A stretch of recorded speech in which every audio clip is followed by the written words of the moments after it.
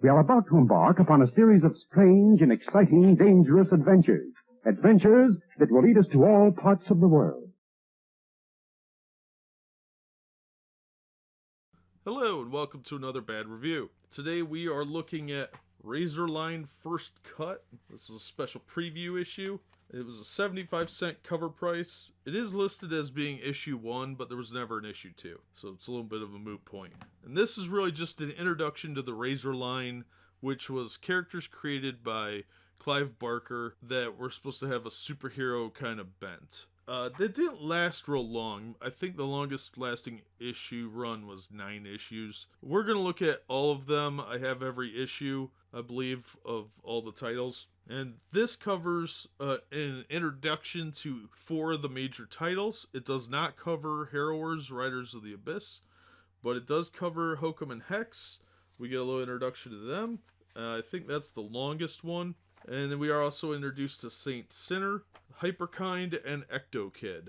Now, each one of these has an excerpt from the books and has a little essay written by Clive Barker himself. It looks like these are just out of the first issue, so there's really not anything too special here other than the little essays. So it's the little essays are kind of cool. Like there's one by Frank Lovis and in Hokum and Hex, and then one by Clive Barker, same thing. So we've got little introductions to each set of characters. It looks like by the artist and the writer, or Clive Barker at least, has one for each of them. So this will be kind of a short review because there's not much to go over. It just gives kind of a little bit of background character that or information that you would get from the first issue from reading the book anyway. And then there's a little afterwards by the consulting editor Malcolm Smith and the editor Mark McLaren. So it's really just to advertise. It was only 75 cents. The books were a little bit more expensive than that. So the first issues had embossed covers or something fancy like that. I think one of them was glow in the dark. I'll know more when we actually get to those to review them. So yeah, this just introduces the characters, but if you're a completionist and you want to collect all of the Clive Barker books, you'll want to get this too because of the little essays by Barker in them that introduce and set up the scenario. It does have an approval by the Comics Code Authority on it, so there's nothing too sketchy. It was a little controversial at the time. For 1993, there was still a little bit of the like, ooh, it's comics or kiddie stuff, so this might be scary or booga booga or something. No, it's pretty tame. So, but the 75-cent cover price, you can find these still for like $1 or $2. I don't think they're ever going to be worth more than that. The characters had a small resurgence in, I think, 94, where there was 2 issues released. There was a one-shot of Ectokid Unleashed and one of Hyperkind Unleashed. And that was it. The entire line's been done since then. But we'll cover more of that in the Universe Overview episode. As far as Razorline First Cut, it's really more for the diehard collector. Or if you're thinking about getting into the series. Because there weren't that many books, it'd be fairly reasonably cheap to pick them all up and track them all down. They're not that hard to find anymore. I've seen them on eBay. If I hadn't had them with this collection that I bought, I don't know if I would have sought them out. Some of the covers are pretty cool though, but we'll look at them here in the near future, and we'll start with Ectokid, I think, and then go from there. So we'll see how it goes. But that'll do it for this one. Thanks for listening, and we hope to have you on the next episode.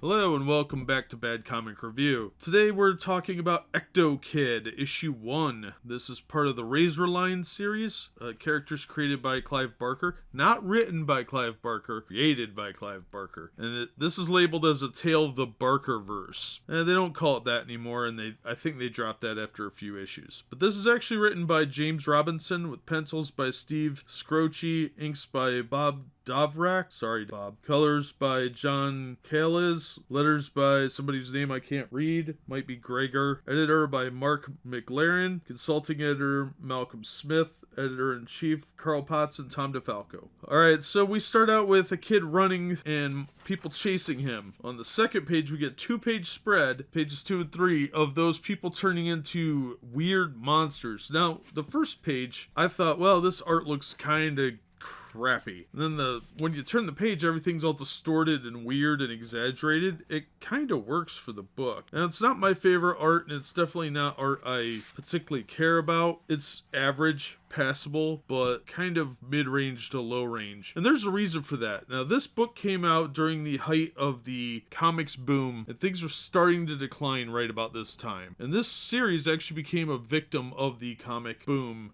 and bust. You'll notice when you pick this one up that it has a foil embossed cover and a $250 cover price. $250 was ridiculously high for that time. In '93, that was exorbitant, but Marvel was not doing well financially, and they were pulling out all these gimmicks to try and get an extra buck. And it worked for a little while. Unfortunately for this book, by the time this came around, people were getting sick of paying 2, 3, 4 times the price for one book with a supposedly special cover. And, it was a speculator market. The real collectors got sick of it because they saw it as a sign of garbage, and usually they were right. Usually they had second, third-rate writers and artists on the books. This one actually has James Robinson, so it's pretty impressive. It's a sign of the times. Now they have lenticular covers to try and entice people. Back then they did the foil embossing. Although these were not variants, these were the regular issues. So you didn't have the option. Anyway, we pick up with Dex Mungo. Yeah, his name's Mungo. Dex Mungo, who's a petty thief. He's robbing some hotels, stealing shoes and wallets when he meets 3 lovely ladies, and these women actually are very attractive in the book, who lure him into a room with temptations of the adult nature, and then he lays down as they're touching and kissing him, and he opens his eyes and sees these freakish, distorted monsters. It's a full-page thing. It's a really cool shot with these creepy-looking people, and he, of course, freaks out and starts running away, and the girls chase him out of the room and order some men to follow him, and that's who's been chasing him. We get a really good chase scene where he's running around in this weird nightmare world, slides under a carriage, and he's trying to escape these freakish monsters, and he's saved by somebody with an exaggerated nose and a couple of swords, who of course is actually named Cyrano. So, good job. Then we learn that there are 2 people, Ice and Tom Augustine. They're brothers, literally from other mothers, and they were both born a few seconds apart, and their mothers both died, and they had the same father. So they were raised by their father, who was apparently a violent sociopath, taught them to,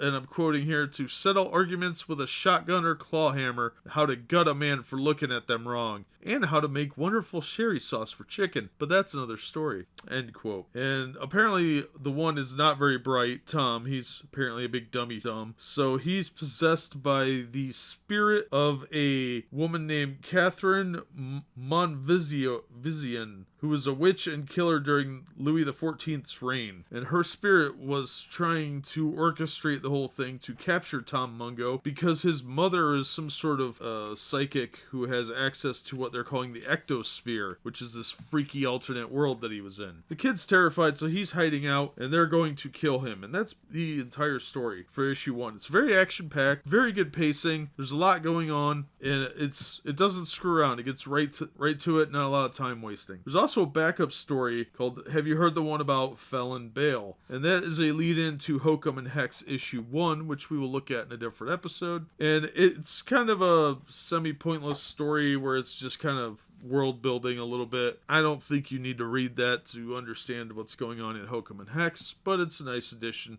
So it's a normal size comic. It wasn't worth the $2.50 of the time. Maybe 75 cents or $1, but I don't think that the foil embossed cover was actually a very good selling point. It looks pretty, don't get me wrong, but I can see why a lot of people didn't buy it. I had actually purchased this years and years ago when it first came out, and I may have read it once back then, but I don't remember ever reading it again. But it was a big deal because of the foil embossing, and it ended in issue 1, so the speculator market went nuts for it. Overall, it's in 50-cent and dollar bins all over the place nowadays. If you pay more than $2 for it, you're wasting your money. It's an okay issue. It's an interesting start to the series, and I'm intrigued to see where it goes, but overall, it's not James Robinson's best work, but it's far from the worst thing I've ever read, so it's pretty middle of the road. But that'll do it for this one. I do like the cover, especially because it is foil embossed. You get a little bit of weirdness around it, and the foil embossing does work for it. You know, if you're paying $1 or so for it, if you're paying more than $2, don't bother. But that'll do it for this one. As always, thanks for listening, and we hope to see you on the next episode.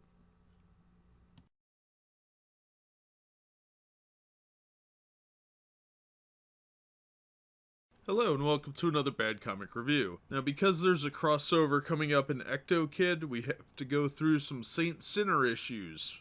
They're part of the Clive Barker universe as well, from the Razorline of Marvel. Now, the 5th issue, I believe it is, of Ectokid is part 2, or part 1 of a 2-part crossover with Saint Sinner. So we're going to go through these and see what's up. Well, we've got a foil embossed cover, which is from the 90s. It's it looks really cool, but it's usually a sign of low-end interiors. As we learned with Ectokid, I can be wrong on that. This time, not so much. This is kind of terrible, honestly. Now, it's written by Elaine Lee. Max Douglas is the artist. Christine Shiel is the colorist. Mark McLaren, editor. Malcolm Smith, consulting editor. Carol Potts, executive editor. And Tom DeFalco, editor-in-chief. So we start out with a guy running through the streets, grabs his head, jumps in the water, and he's hearing voices. And then we got the intro there. It says Tale of the Barkerverse. And we learn that the main character is actually only 16 years old. But if you look at the art, he looks like he's about 35. And that's because the art style is these heavy, thick lines, and it makes it have kind of a distorted perception of what's going on. Doesn't help that everybody has long hair, so it's kind of hard to get a good look at the facial structure, but there's a lot of ambiguity in ages. I had a hard time telling a few of the characters apart at times. Yeah, we're following this kid around, and he's talking about, going down in the sewers with his friends, and there's a voice in his head. Oh, his name is Philip Fetter, by the way, and the voice tells him that his friend's got a nice jacket and he should have a jacket like that, so he murders his friends. And then he sees some cheerleaders, and the voice tells him he should have one of those. And then there's a cheerleader in a dumpster. And the only thing he manages to resist is hearing the voice tell him to kill his mom, and he doesn't. He drops the knife and runs, and then tries to kill himself by jumping in the water, but he's pulled out by a black lady who tries to give him CPR, and then he strangles her to death and absorbs her soul. And her soul is angelic and keeps the demon at bay. And I'm not clear on whether he's schizophrenic or not. Obviously, as we go, we learn that he's not completely crazy, but he's in some extra-dimensional place now where he's tied up with some other beings. And the dialogue is pretty atrocious. The parts where he's talking to, the angel and the demon, that's actually fairly interesting. The concepts are really good, but it's a poor execution, in my opinion. So anyway, he's in this prison, and he breaks free somehow. It's very, you know how? Oh, okay. So he just touches stuff and he's free. Doesn't make a lot of sense. So him and these other prisoners that he just somehow frees open a doorway to some place called the Amen. And I'm quoting here, the place where all prayers come to an end and none are answered. And somehow he leads these people through there before these creatures called the Smiths can get them. And he somehow teleports everybody back to the sewer. And then he shuts the portal on a few of them. And it's just him and 2 or 3, or 3, I guess, other creatures. And they're back at the crime scene where these 1940s style detectives are looking at the dead lady, and she's wearing a medallion for the Saint Sinner. Yeah, and there's a drunk guy who's like a stereotypical rummy from a 40s movie. And it kind of ends there with the cops busting him, sort of. I don't know, it's not a very good issue. I don't like the art. I think it's an interesting art style, but it doesn't really work well with the story they're trying to tell, I don't think. And the fact that I think the artist wasn't quite ready for mainstream work. It's got more of an indie feel to it, or at least a slightly untrained feel. It looks more like an independent book, something you would find, for a slightly inflated price from a publisher you've never heard of. So I can't recommend this one. It was almost painful to read. It gave me a little bit of a headache. It's not exactly clear what's going on. How his powers work is completely ambiguous. I can't talk. It's so bad. Yeah, I didn't like it. I thought the character was older too. Like, he looks like a guy in his 30s, and I guess he's only supposed to be 16 or something. Maybe it said something about stealing 9 years, so maybe he aged somehow. I don't know. It's not real clear. I don't think the creative team was the right choice for this book. From what I can tell, the concept is fairly interesting about somebody that's warring with voices in his head, like a corrupted Shazam kind of thing, but it's just not executed very well. And the creatures all look pretty disturbing, so there's that, like, having that charcoal style with the monster and the angel. Okay, yeah, that would have worked. And then have like a regular style for the main character. So you can kind of differentiate between what's in his head and what's not a little better. And it is kind of interesting how they have like different caption boxes and styles for the angel and demon. The angel has more of an old English, and the demon has like a serial killer's ransom letter sort of thing. And if they had done something like that, I probably would have liked it better, but no, this one really didn't do it for me. So we're gonna have to power through and hope issue 2's better. So we'll look at that in another episode. Until then, as always, thanks for listening, and we hope to see you on the next episode. We are about to embark upon a series of strange and exciting, dangerous adventures. Adventures that will lead us to all parts of the world.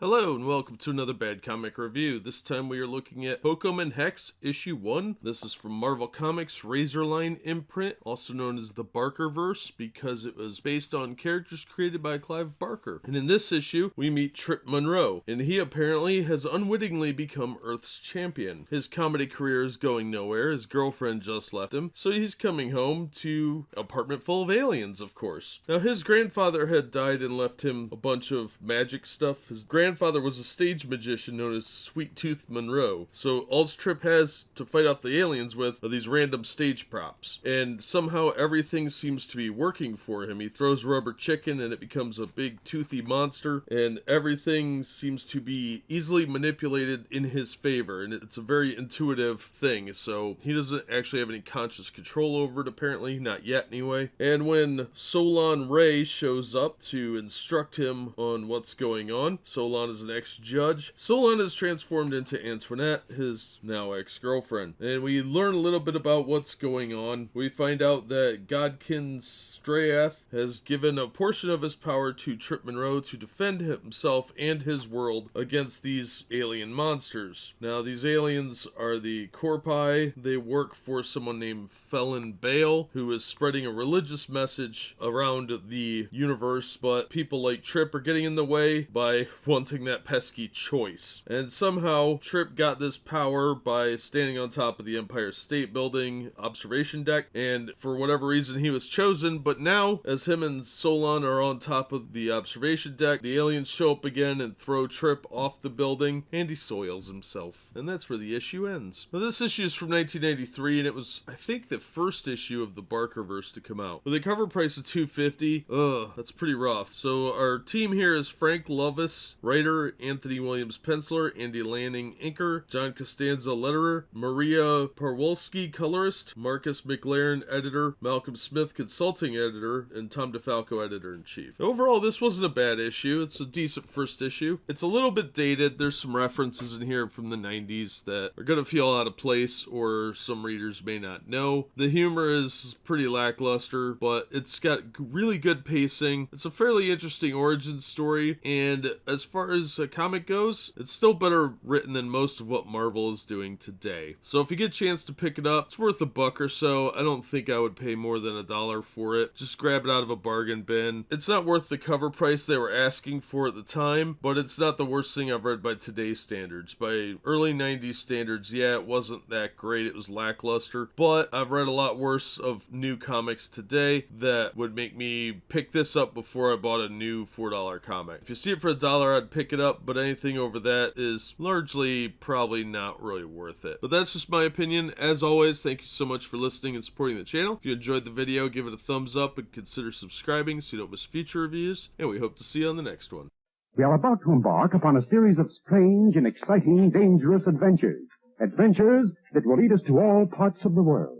Hello and welcome to another Bad Comic Review. This time we're looking at Hyperkind. This is one of the superhero titles by Clive Barker, part of Marvel's Razorline. This is from 1993, written by Fred Burke, pencils by Paris Cullins, of course created by Clive Barker, inks by Bob Petrecka, letters by Steve Dutro, colors by Tom Smith, edits by Mark McLaren, editor-in-chief Tom DeFalco. Now this is from around the time when Marvel was really getting kind of greedy with their cash grabs. The cover price on this was $250, which was about double what the regular cover price was. And you had this foil embossed cover, which looked kind of cool. It was very gimmicky. And inside you had the regular newsprint. The paper quality is slightly higher than newsprint, but not much. And honestly, they were trying to really sucker people into buying a lot of number ones, really, and special editions. And even the Avengers had foil embossed covers. Well, this really has a very 90s feel. We start off with a little teaser of what's to come. We see somebody in their armor, and they're called Paxis Warriors, Paxis, and the title of this story is Paxis Reborn. Well, we get a little teaser there with the heroes, but then we jump into what happened. We've got this older, homeless looking guy getting beat up by some thugs. He takes off. He's got some memory issues apparently. And then we meet Lisa, who's breaking up with her boyfriend because he's leaving her for some street trash floozy. So Lisa walks off just totally dejected, down on life. She walks through a homeless encampment and her friends go looking for her. The one friend is riding a skateboard because he's skater cool, and we see him leading the pack, and the ex-boyfriend and this trashy girl go after her. And that's when she meets up with this homeless looking guy, and standing around the fire is somebody called the Dutchman. We just get a brief glance of him, and he talks about how we've forgotten that during World War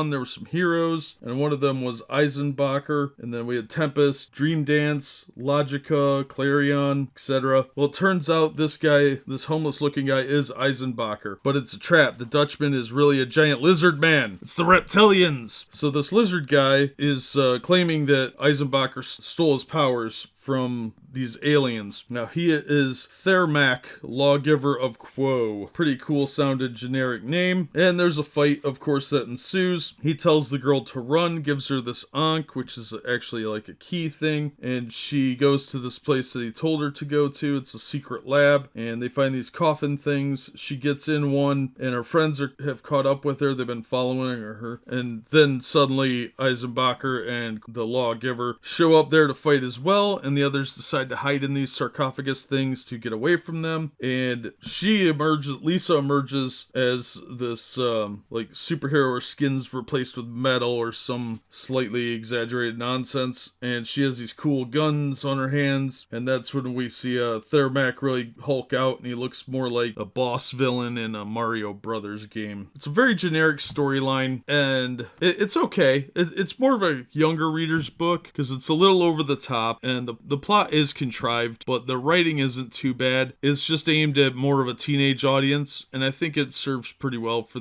a younger reader. I'd say 8 to 15 would be okay with this, but it is a little dated. The dialogue is a little ham-fisted. It's very kind of a generic origin story. Overall, I would say it's worth checking out if you could get it for like 50 cents, but I wouldn't pay more than $1 for it. It's not that memorable of a storyline, and it is a bit generic, but otherwise, it's not bad. It was an okay read. I enjoyed it. It just wasn't particularly memorable, and the characters I really have no connection to yet. I will read issue 2. I've got the whole series. There's only 9 issues in it, and then a special that they did for attempted relaunch, and we'll be checking those out in the near future. But overall, it was just kind of tepid. I thought it was alright. It just wasn't anything spectacular. It really wasn't worth the cover price then or now. The art is very, very 90s too, so if you like 1990s art, you'll probably actually like this, because it's not bad. It's just got kind of a dated feel. It has a very specific look to it, which a lot of people don't like. It's clearly inspired by the image artists, I would guess probably Todd McFarlane, but it's not bad. It's functional, and it's not bad for 90s art. So if you like 90s art, you'll definitely want to check it out. But that's just my take on it. As always, thank you so much for listening and supporting the channel. If you like the video, give it a thumbs up and consider subscribing so you don't miss future reviews, and we hope to see you on the next one.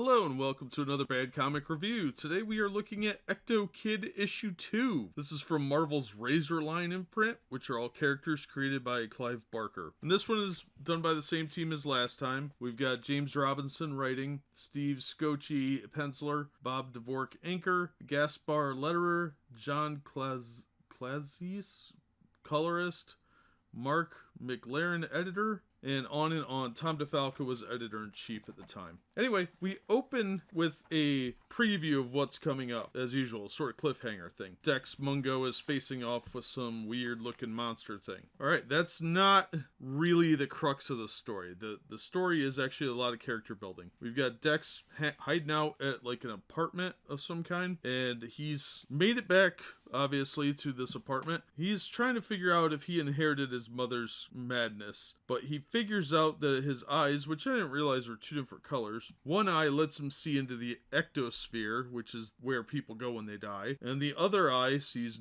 our reality. So in order to figure out what's going on, he has to go talk to his mother. And to do this, he goes to see Bales, a lawyer that was retained to be his guardian. And Bales likes to paint horror action figures or models of some kind.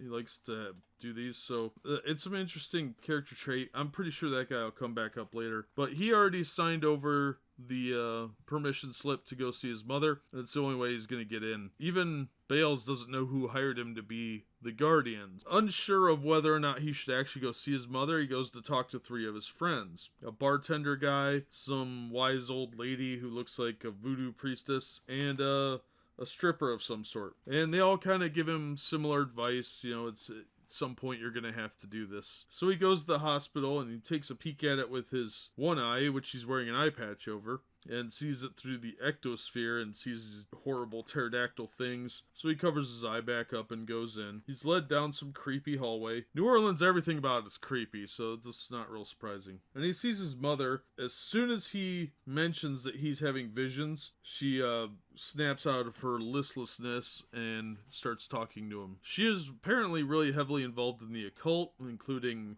like making spells and potions and things. During that time, she summoned a man back from the dead, and they fell in love. That's how he was conceived. So he is the product of a dead man and his living mother, and that's why he can see into the exosphere. That's when he also learns out about the Etherites. They're sort of ghost police that came and got his dad and dragged him back. And she explains to him how he can meditate and leave his body, because when he looks through at the ectosphere with his eye, he goes to the ectosphere even though he's alive. So he actually is in physical danger. But he can leave his body and explore that way. But that leaves his body open to being possessed. Also, his father created a device called the Aurat, A-U-R-A-T, and that's something that can help him in some way, and he hid it, and he didn't want anyone to have it, and that's obviously important because some bad people wanted it, and that's why they're after him. They're after Dex, I should say. Turns out that this machine was built before his father died, and that's why he died, was he was murdered by these bad people that wanted it, and his name is Leo Melhart. Dex hugs his mother and tells her that he's gonna go, and she says when you find him, tell him I still love him. When Dex is on his way out, he meets a creepy looking priest that says, hey, why don't we have a talk about your mother in a quieter place? If a priest tells you to go to a quieter place and it's a dark place, don't go there.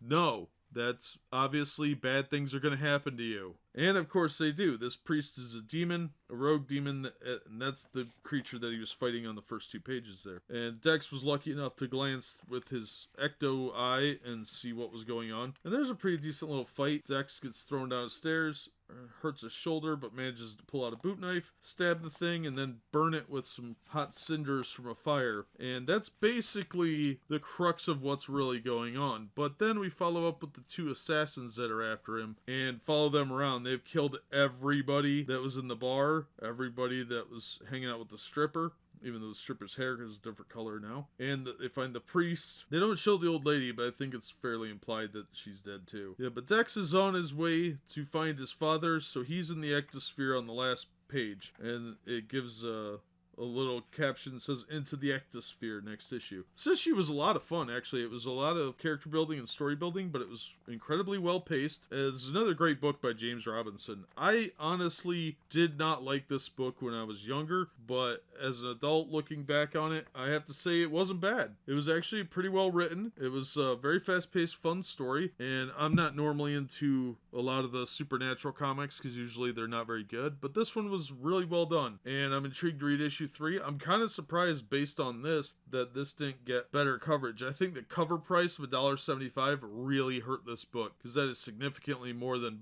most comics were at the time. So I think that's its major flaw. Otherwise, the art's pretty good. It's okay. It's not the greatest. There are pages where I don't care for it and the detailing's a little off, but when they do a good job, they do a good job. It has a very surreal feel to it, and I really like that. So be sure to check it out. The cover's misleading, but it's a good issue, and I recommend it. Go check it out. It's easy to track down online. It's not an expensive book. So that'll do it for this one. As always, thanks for joining us, and hopefully we'll see you on the next episode.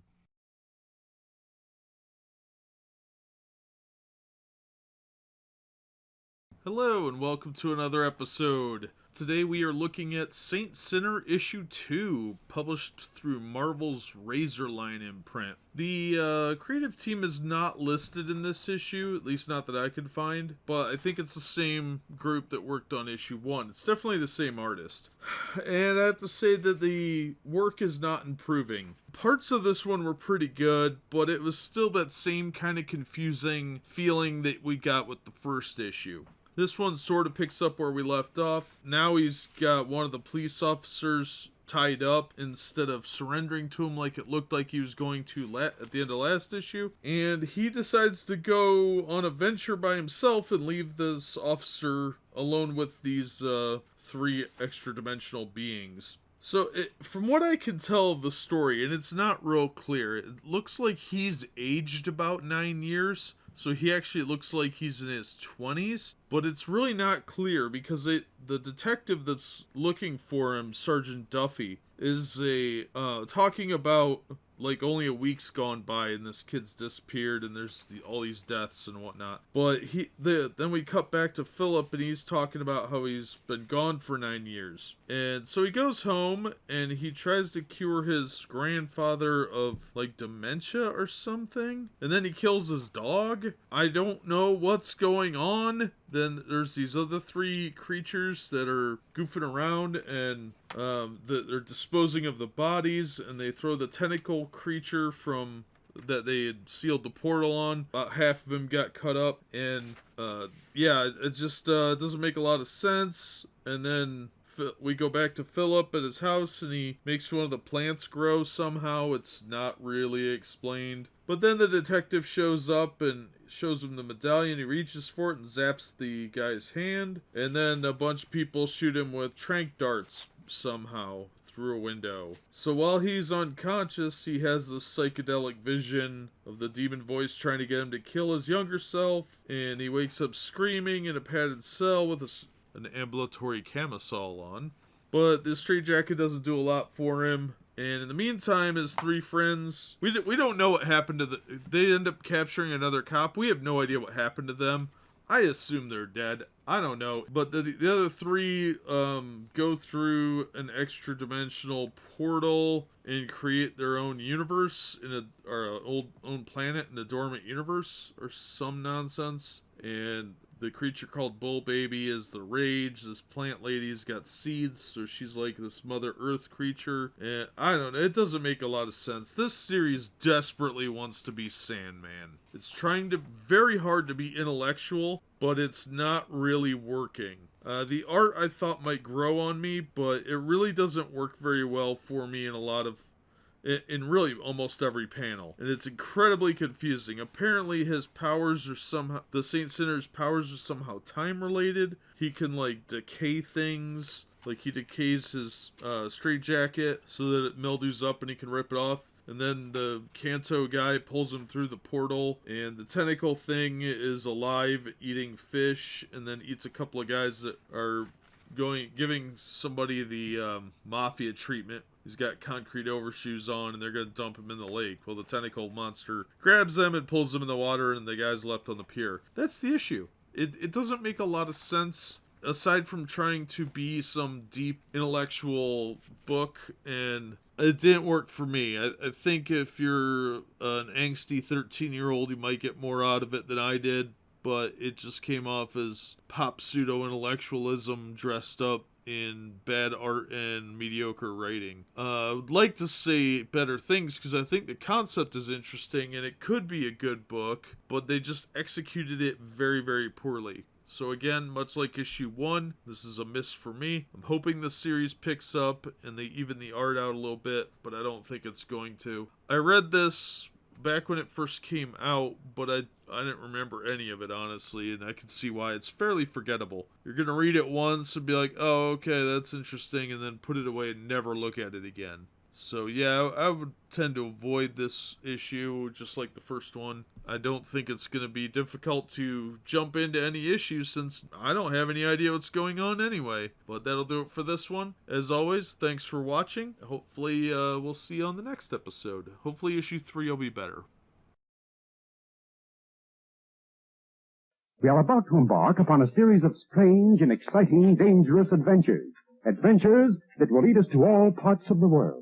Hello and welcome to another Bad Comic Review. This time we're looking at Hokum and Hex issue 2. This is put out by Marvel Comics under their Razorline imprint, also known as the Barkerverse, which are of course characters created by Clive Barker. This is written by Frank Lovesey, pencils by Anthony Williams, letters by John Costanza, colors by Maria Parwolski, inks by Andy Lanning, edits by Mark McLaren, executive editor is Carl Potts, consulting edits Malcolm Smith, editor-in-chief is Tom DeFalco. Always start off where we left off last issue with Trip Monroe, our champion of Earth, plummeting to his death. Now thankfully his innate powers are able to save him, but it's a pretty rough one. He has to climb his way up through the ground. Meanwhile, the last survivor of the invasion force, a creature named Gorkill Corpus, tries talking to a police officer and convincing him of his righteous cause, but the cops show up and shoot at him and he takes off into the subway. Now meanwhile, Trip has made it home where he runs into Solon and Mona Lisa shows up. That's his friend from the comedy club, and they have a bizarre interaction where Trip tries to tell her the truth and it comes off all crazy. But the creature we've seen on the cover here, the Analyzer, shows up, and it's a preliminary creature that leads the invasion force. It sucks all the knowledge out of people and fluids and stuff like that so that it's easier to kill people. Well, while Trip and Lisa are making friendly again, the Analyzer is on the rampage, and Trip is able to defeat it through some guile and potato salad. Unfortunately, someone got shot. We are stuck with a cliffhanger that'll lead into next issue. This issue was actually really good. It was a pretty solid issue. Some of the humor's really dated, and the writer isn't as funny as he seems to think he is, but overall, a pretty solid issue. Would I recommend it? Yeah, if you could get it out of a discount bin for $1 or less, I would recommend it. So far, this seems to be one of the better books in the Razorline series. It's definitely a fun ride. It's nothing deep or intellectual. It tries to be kind of pop intellectual with determinism versus free will, but it is well done and it's fun. The banter's pretty good. Like I said, some of the references and jokes are dated, but that's pretty normal in comics. People always try and work in extra pop culture references for relevance. So I would recommend this if you can find it cheap. It's not going to be valuable ever, most likely, but they've never really reprinted them in trade paperbacks or anything as far as I know. So if you're looking for a quick read and you find something in the bargain bin, grab this, give it a shot, see what you think. But that's just my take. As always, thank you so much for listening and supporting the channel. If you enjoyed the video, give it a thumbs up and consider subscribing so you don't miss future reviews. And we hope to see you on the next one.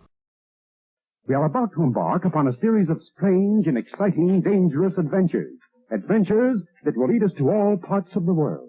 Hello and welcome to another Bad Comic Review. This time we're looking at Hyperkind issue 2. This is part of the Razorline's imprint from Marvel Comics, and these are characters from the imagination of Clive Barker. This is written by Fred Burke, pencils by Paris Cullens, inks by Bob Petrecka, letters by Steve Dutro, colors by Tom Smith, edits Mark Millarn. The editor-in-chief was Tom DeFalco. Now we pick up where we left off in the middle of a fight, and this issue is mostly a fight issue. They're trying to stop the Thermac of Quo, trying to use their new powers. We see what happened to the fourth teenager that was part of the team. She becomes a character named Bliss, who's really pretty and can control like this energy form around her to make it solid. And we've got this guy Amok. He's got 2 knife hands. We've got Logix because the X makes it cooler. Seriously, they say that at the end of the issue. And we have the 4th member of the group, who is the first one to get her powers, and her name is Armada. Armata. Armada. Get it? Ha ha ha ha ha, because she has guns. Yeah, it's silly. As they're going through the issue, fighting the Thermac of Quo across all of Los Angeles, he's trying to convince them to give them the powers back, and he's trying to do it by force, and they're trying to convince him that no, they're needed. They can change the world because they're idealistic teenagers who think that a handful of people doing random destruction in the city can save the world. It's a very generic story. The conflict is the focus of the issue primarily, but their origins are really kind of weak and feel forced. They got their powers through this tube thing, and if you damage the sarcophagus, then they take damage too. Okay, that's interesting. But their whole idea of why they should retain their superpowers is just idealistic genericness, I guess. They show him images of things going on in the world, ethnic cleansing, disease, sexism, racism, intolerance, and species being extinct, and they think they might be the last generation. Well, bad news for you. This was 20 years ago, and there's a couple of them since then. It's an okay read. This issue is better than the first issue, and I enjoyed this one a lot more than the first issue. I thought the writing was a little bit better in this one, and there was a lot more going on, so it didn't feel quite as forced, but it is a little heavy-handed in the way that it's trying to create the heroes. And at the $1.75 price point, this was still much more expensive than the regular issue, and it's a lot more generic with no recognizable people, so I don't think it would have been worth that back in the day. The art's pretty good though. I did like the art. It has a very 90s look to it, but overall it was really good. Bliss especially looked really good. Whenever they had a human in here, I thought Paris Collins did a good job. The monsters, if there was too many things going on at one time, like when Thermac was wrestling with Armada, it got a little busy visually, but the colors were done well, so it did work pretty well. So overall, would I recommend it? If you find it in a 50-cent bin, yes. Anything over that's probably overpaying, but this issue is definitely better than the first issue, and there's no foil embossed cover on this one. So I'd recommend it if you can find it really cheap, but beyond that, it's not something you really need to seek out and hunt down. But that's just my opinion. As always, thank you so much for listening and supporting the channel. If you enjoyed the video, hit the thumbs up and consider subscribing so you don't miss future reviews, and we hope to see you on the next one.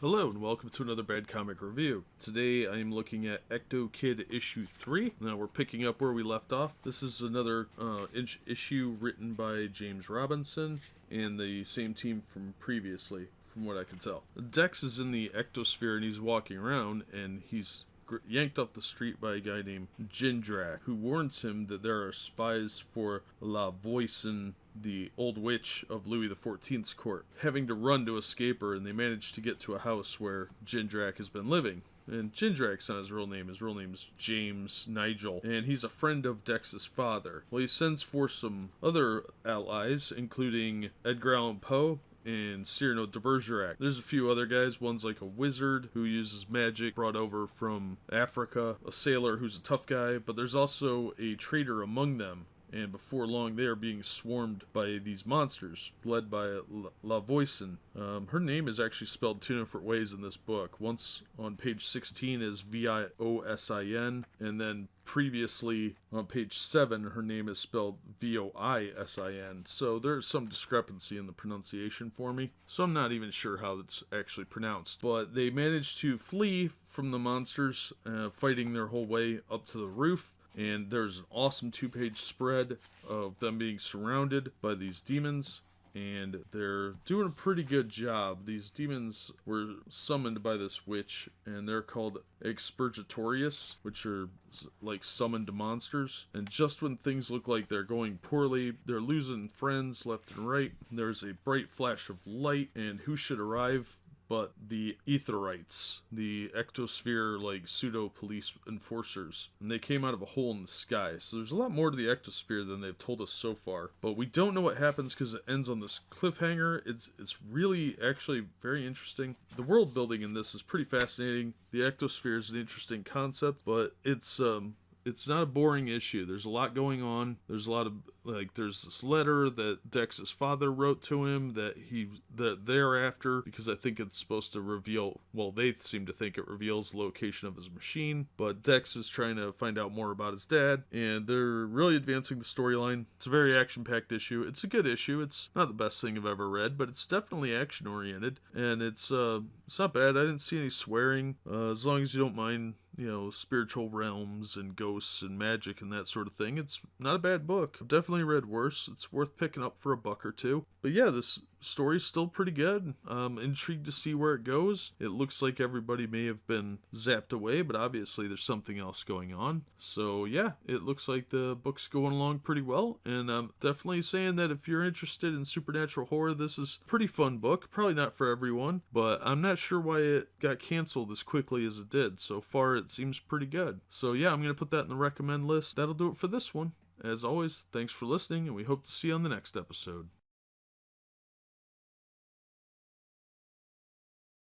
Hello and welcome to another Bad Comic Review. Today we are looking at Saint Sinner issue 3. This is from Marvel's Razorline imprint, which was characters created by Clive Barker. Now we pick up where we left off, more or less. That's kind of hard to tell passage of time here. We're with the Saint as he's talking to the two spirits that live in his head, the demon and the saint, I guess, or angel. It's a very convoluted story. Effectively, he's trying to learn more about them, and it's a little vague as it's told through flashbacks of sitcoms that he saw and movies and sort of thing. Basically, there's 3 people sharing one space, which is in his mind. You've got the angel, the demon, and of course Philip. So we learn, in fact, the demons that were attacking him previously, known as the Smiths, were actually freed by his friend Kanto, and they broke up. They were originally like one being that broke apart into many from the sound of it, and there are 6 of them. And I guess it's Saint Sinner's job to stop them and answer people's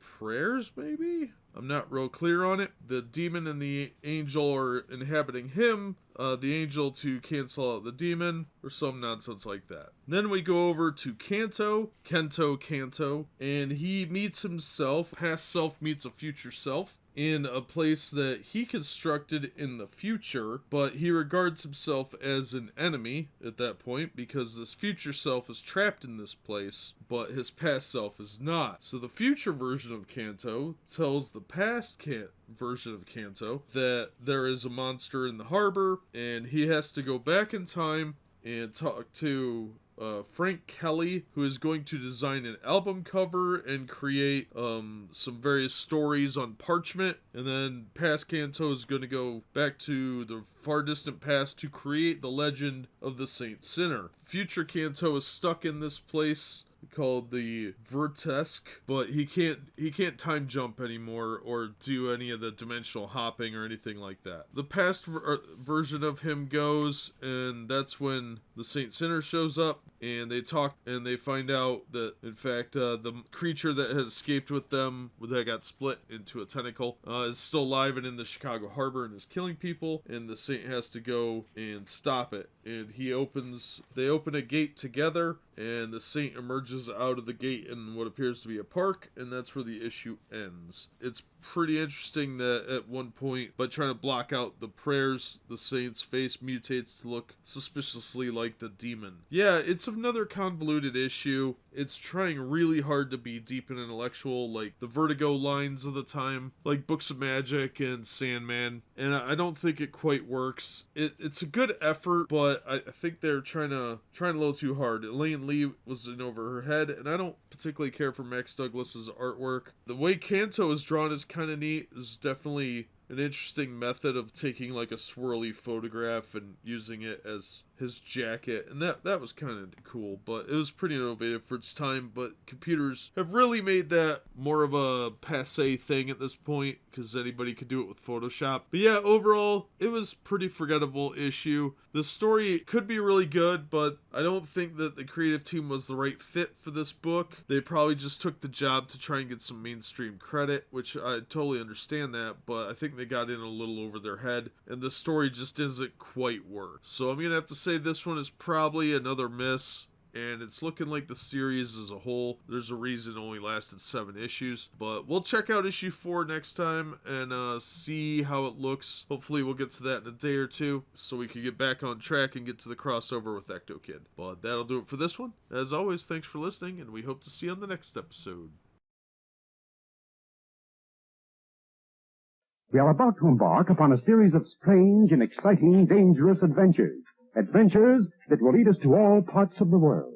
Hello and welcome to another Bad Comic Review. This time we're looking at Hokum and Hex issue 3 from Marvel Comics. This is part of the Razorline imprint, also known as the Barkerverse, which are characters created by Clive Barker. This is written by Frank Lovis, with Anthony Williams penciler, Andy Lanning inker, Maria Parwalski colorist, Carl Potts executive editor, Malcolm Smith consulting editor, John Costanza letterer, Mark McLaren editor, and Tom DeFalco editor-in-chief. Now we start off with Trip having a nightmare, which manifests itself as a creepy doll thing that tells him that he killed Mona Lisa, but he didn't. She's only in intensive care in a coma, which is bad enough, but this is comic books. Meanwhile, a new character named Wrath is on the scene, and she is an angry ex-cop. She's upset that people aren't treating women exactly like men. She's very bitter and angry about it, so she kills a guy just to prove a point, because she doesn't bring people in alive. She brings them in dead. And a guy comes in to hire her to grab Trip because they want to offer him a deal, but she sees that he's got warrants out because of the incident that happened in the street last issue, so she's gonna go hunt him down because he supposedly has superpowers and she wants to test her mettle against that. Meanwhile, Felon Bale is consulting with his sages or whatever. He's one of the so-called 10 gods of the Decamundi, and he figures out that Solon Ray is helping Trip and that Trip's power was given to him by Godkin Strath, and he's unhappy about that. So he confronts the Godkin in Neospace, but he's decided to go after Trip anyway. Meanwhile, Gorkill Corpus has his own problems in New York. He's stuck there with all his men being dead, and he's not exactly a full believer of what's going on, but he thinks the only way he could get back in good with Felon is to get Trip himself, and he's got almost no equipment or anything to help him. I think he's gonna end up teaming up with Trip at some point. Trip is leaving the hospital from visiting Mona Lisa when he is attacked by Wrath, and he has to fight his way out of it. Unfortunately, we get some more feminist agenda from the 90s in there, and it's pretty hilarious by today's standards. So they have a little fight on a tram, and things don't go well, and we end on a cliffhanger where it looks like Trip is in real trouble. All in all, a really solid issue. I've thought this series is getting better and better each issue, unlike some of the others. This is definitely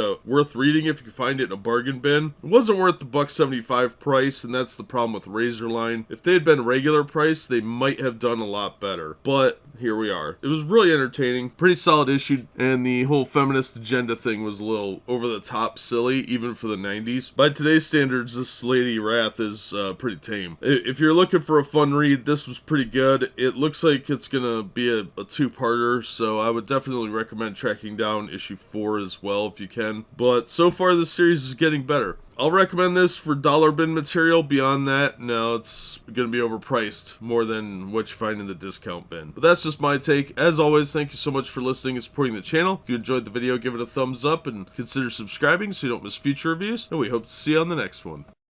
We are about to embark upon a series of strange and exciting, dangerous adventures. Adventures that will lead us to all parts of the world. Hello and welcome to another Bad Comic Review. This time we're looking at Hyperkind. This is part of the Marvel Razorline series. This is issue 3. Now the Razorline series, as I've said before, is the Clive Barker created heroes, and these are the superheroes of the entire universe. So they're part of what's called the Paxis. It's written by Fred Burke. Paris Cullins did pencils. Petrarca and Riggs did the inks. Steve Dutro letters. Tom Smith colors. Mark McLaren Aaron edits, Tom DeFalco was the editor-in-chief, Malcolm Smith consulting edits, Carl Potts executive edits. Now we start off with Armada having a nightmare. Her real name's Lisa, and she's dreaming about Eisenbacher and the Paxes in general. Now she thinks it's kind of related to the stress of going to school next week to start her senior year, and she sees all sorts of weird visions. You know, she sees George with her brother on his shoulders trying to delete her, and she sees how Bliss and Logix interact. Well, she wakes up and she's at the library doing research on Paxis. None of these kids are subtle at all, so they're nosing around very poorly and they're getting noticed for it. Meanwhile, Bliss is working at a strip club and she is very distracted, so she didn't do a very good job, so no money for her drug habit, and she gets really upset about that and goes looking for a Johnny boy in a nice car who will help her out. So it looks like she might be prostituting on the side when she's not stripping. Meanwhile, George is at the comic shop and finds a comic on Paxis from the Golden Age, but he can't afford it, so to raise the money, he's gonna do a drug run with one of his friends. Kenny's slash Logix is at the university computer lab with his dad, and he's trying to research Paxis as well, but a computer virus gets in his way, and he decides to transform using his key, jumps into the Matrix, as it were, tries to head to the mainframe that's causing the problems. This is real early stages of the internet type stuff, so it does feel a little bit dated. A lot of the terminology is different, but you get the basic idea because we still use a lot of the terms. They're just old-fashioned terms. You'll still hear them occasionally, though. Meanwhile, Bliss is starting to see these little black globs everywhere, and she's following them around, and they are hovering over people. So while she's hunting those down, George's drug deal goes bad, and he has to save his friend Carlos and beat the crap out of some bad guys, and he starts realizing that his key is blinking, so he knows something's wrong. So he thinks it's like acting like a pager to try and summon him to the others. So he heads out looking for them. Logix, meanwhile, pops out of a computer system, which happens to be at the Paragon Historical Trust, where a lot of old footage is stored from Paragon Films, where her dad works as like an executive. So she watches a serial about Paxis. One of the guards there, Samuel Kramer, tells her that, yeah, a lot of people get it confused. They think that because it was a serial and it was similar to a newsreel in look, that they were mistaking this fiction for reality. Well, we find out that Samuel is working for Paragon John, who is obviously a villain here, and Kenny pops out in human form just in time to talk to them, and she tries to make Kenny jealous very poorly, and then they leave together just as Bliss shows up following this blob. Well, she uses her dream powers to make it visible to everyone, and it kind of coalesces into a giant baby just as George shows up. So they end up transforming into their Hyperkind modes to fight this giant globular baby thing, and they have to sing it this song, which somehow they all know. The globs then drift apart as they realize that these globular things are actually the holes in people's memories that should be where Paxis is, because somebody is burying the truth about Paxis. Overall, this was actually the best issue of the series so far. It definitely improved significantly. The origin story was pretty wonky. There are some dated references in here, but it's a much better issue, and it's a good 50-cent buy. I wouldn't pay more than $1 for it, but this issue was significantly better than the others. So if you get a chance to pick up any of these issues, I would probably get this one. It recaps it well enough that you're not going to be too lost as to what happened in the first two issues, but they are significantly weaker. The art is very 90s. If you like 90s style art, this was considered knockoff art at the time because it was trying to emulate more popular creators, but I think it looks good for 90s art. It's not the greatest, but it's definitely not the worst I've ever seen as far as comic book art. So I would recommend it as a 50-cent to $1 purchase. I wouldn't pay more than that for it because these are characters that you're not going to really be familiar with. They were pretty obnoxious in the first two issues, and they're very flawed people. But overall, I think it's worth a read out of a 50-cent box. So if you get a chance to grab a copy there, I would do it. I thought it was pretty fun, and this issue was definitely the best one so far. Hopefully that'll continue through the rest of the series. But that's just my take. As always, thank you so much for listening and supporting the channel. If you enjoyed the video, give it a thumbs up and consider subscribing so you don't miss future reviews, and we hope to see you on the next one.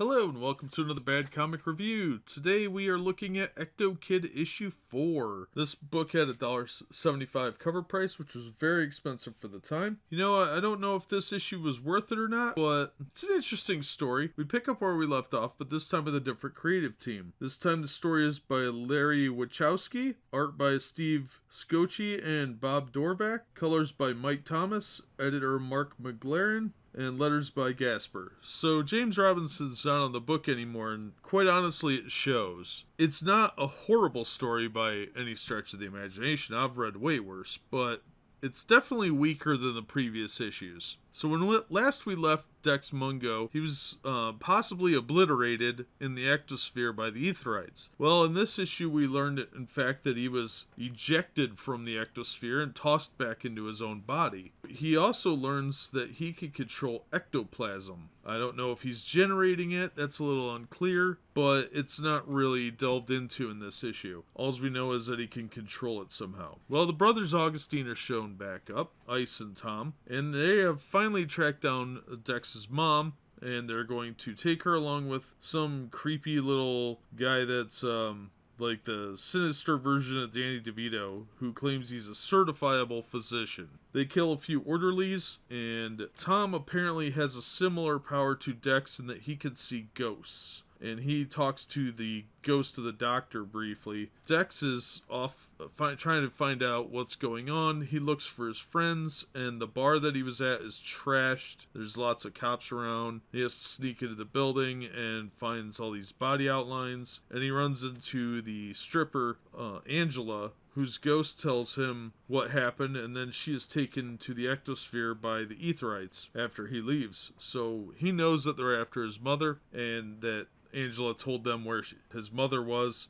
Dex goes in there to stop them. The ghost of the doctor tries to stop him. That doesn't work, of course. And Dex is able to knock down the big guy with his ectoplasm once, but they get away with his mom, leaving him with a sort of video phone that's really huge. Modern smartphone is significantly smaller, but this is the 90s. So they tell him that he's got to go find the machine for them, or they're going to kill his mother. And that's where the issue ends. It's not a bad story, it's just kind of middle of the road. It's an interesting plot, it's just not as well executed as I think it could have been, and it's a definite step down from the previous issue. I'm not sure why James Robinson is not on the book anymore at this point. That may be lost to the sands of time, but it's definitely a noticeable change of pace the way the storytelling is done. So I didn't hate the issue, it was just kind of middle of the road. A little forgettable, but it is driving the plot along. It just feels a little bit forced. I'm not sure who this writer is. I'm not familiar with the name. Larry Wachowski is not somebody whose name I remember off the top of my head. He was probably one of the freelancers or fill-ins that they had at Marvel at the time. But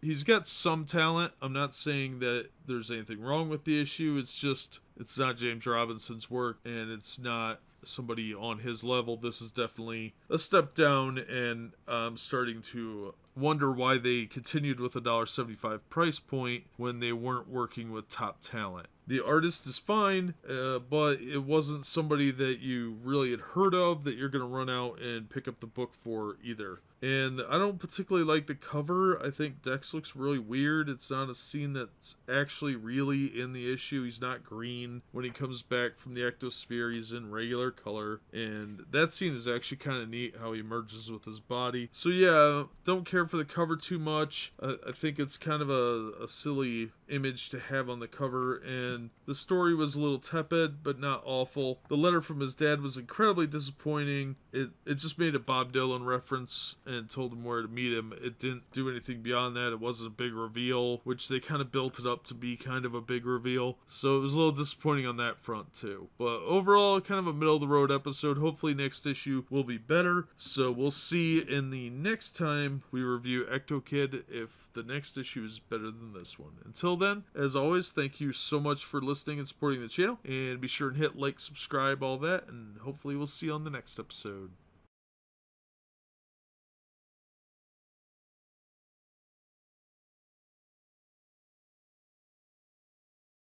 Hello and welcome to another episode of Bad Comic Review. Just finished reading Saint Sinner issue 4. This is from Marvel's Razorline imprint in 1993. This issue is for the January 94. Now, we pick up with the Saint coming through some sort of gate, and there's a whole bunch of nonsense. So he takes some hippie's sunglasses, which supposedly turns the hippie's hair gray, although it looks exactly the same to me in the inking. Then he's supposed to find whoever is praying to him. It takes a really long time to get to that, but there's some guy working as an ad man who works for this really rude guy that thrives off of fear. And he had read an article about a sea monster in the Chicago waters, so he wants to make an ad for a delivery service out of that same scenario that ended with issue 2. But instead of just a guy getting thrown overboard, he's holding a package from the National Express. That's when the tentacles are coming up. So it's a little ludicrous.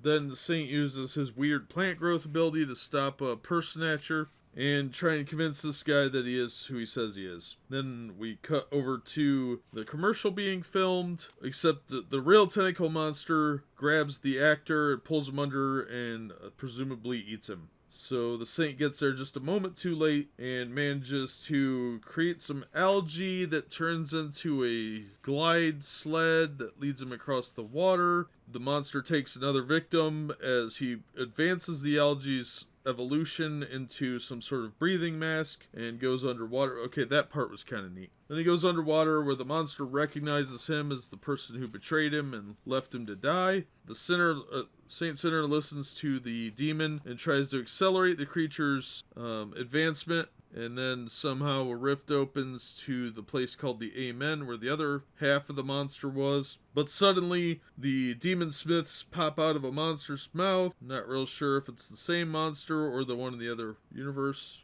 whatever. And the demons possess the director guy, who looks all crazy, and goes out to film the interchange. And he's all psychotic looking. And the guy that had been praying goes out to stop him, but it's too late. He rams his boat, but the demon-possessed man escapes. Presumably this prayer guy died. Very convoluted. I have no idea what's going on. Then the demon thing that was in the Saint frees itself as the two monsters touch. Then there's some sort of like weird squiggly line thing, and the demon comes flying back because it couldn't escape. Angel half says, "You've killed us, sinner," and he is expelled from his own body, I guess. Flies up into outer space before crash landing in what looks like a field. I have no idea what's happening in this book. It's trying too hard to be intellectual, and the story is lost in between. And it keeps happening. I can see they're trying very hard to make this some sort of pseudo-intellectual book like Sandman was, and it's just not working. Each issue is more convoluted than the last, and they don't really explain how he knows how to use his powers. He seems to just act on instinct, but they don't explain well enough what he's actually doing, the cause or the effect. So I never know what's going on. But the next issue is the crossover with Ectokid, so maybe that will make more sense. So we'll look at Ectokid 5 in the next episode or so, sometime this week. We'll look at both stories in one day. I'm going to try and do it on Thursday. Yeah, I can't recommend this book. It just doesn't make any sense at all. And if you think that it's being intellectual, it's not. It's just trying really hard to look that way. And the art's still pretty horrible. I can't tell what's going on. I don't like the art style. The writing is pretty awful. I don't know. I'm sorry. I do not like this book. Hopefully the next issue's better. But that'll do it for this episode. As always, thank you so much for listening, and we hope to see you on the next one.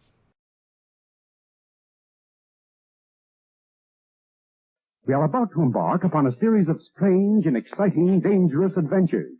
Adventures that will lead us to all parts of the world.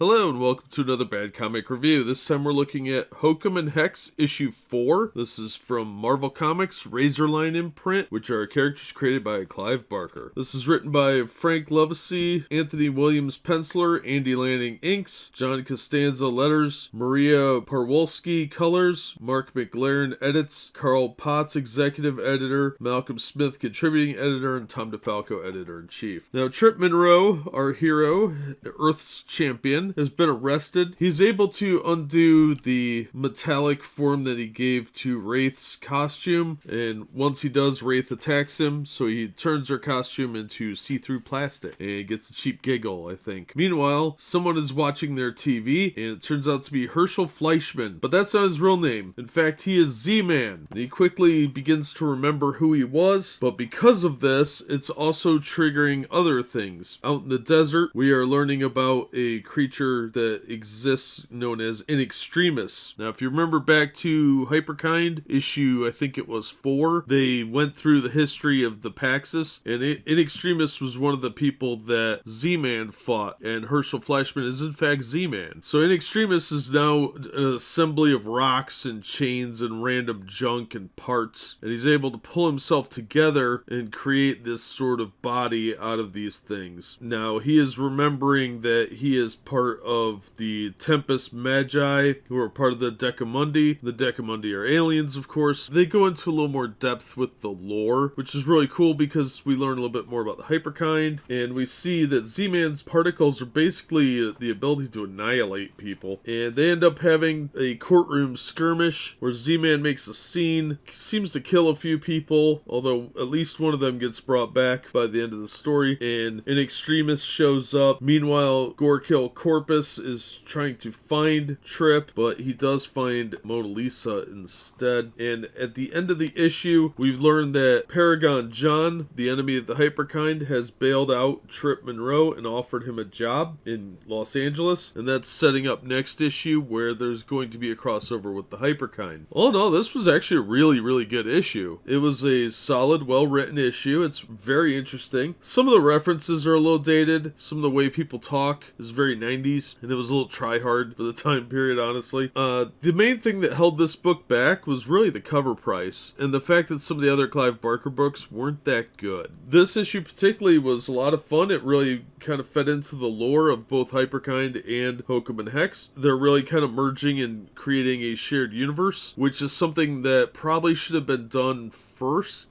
or at least earlier, but this is really early in any series run. I think they probably should have had an event book that really kicked everything off at the beginning and then went into their separate titles. But overall, this was a solid issue. I really liked it. I would have paid cover price for it. $1.75 now is nothing. At the time, probably not worth it, because this would have been considered a low tier book, even by the standards of the day. And in the 90s craze, when they were doing all the prestige formats and full boss covers and nonsense, you really had to pick and choose. The high price really hurt this book, but this is actually a solid issue, and I would recommend it. If you find it in a bargain bin, definitely pick it up. It is much better written than most comics today. And I thought the art was okay too. It's 90s style. If you like 90s style art, you'll definitely dig it. This book had a lot of potential. The Barkerverse was real tricky because too much of the books were kind of a jumbled mess, and they couldn't decide if they were horror books or superhero books, and they wanted to have this kind of supernatural edge to them, and it doesn't really mesh that well with a lot of the superhero stuff, so it's kind of a tough balance. But this one's actually doing a really good job, and I'm interested to see how the crossover goes next issue. So we're going to look at that next, but in the meantime, this is a definite recommend. I thought this one was a lot of fun, but that's just my opinion. As always, thank you so much for listening and supporting the channel. If you enjoyed the video, give it a thumbs up and consider subscribing so you don't miss future reviews, and we hope to see you on the next one. We are about to embark upon a series of strange and exciting, dangerous adventures. Adventures that will lead us to all parts of the world.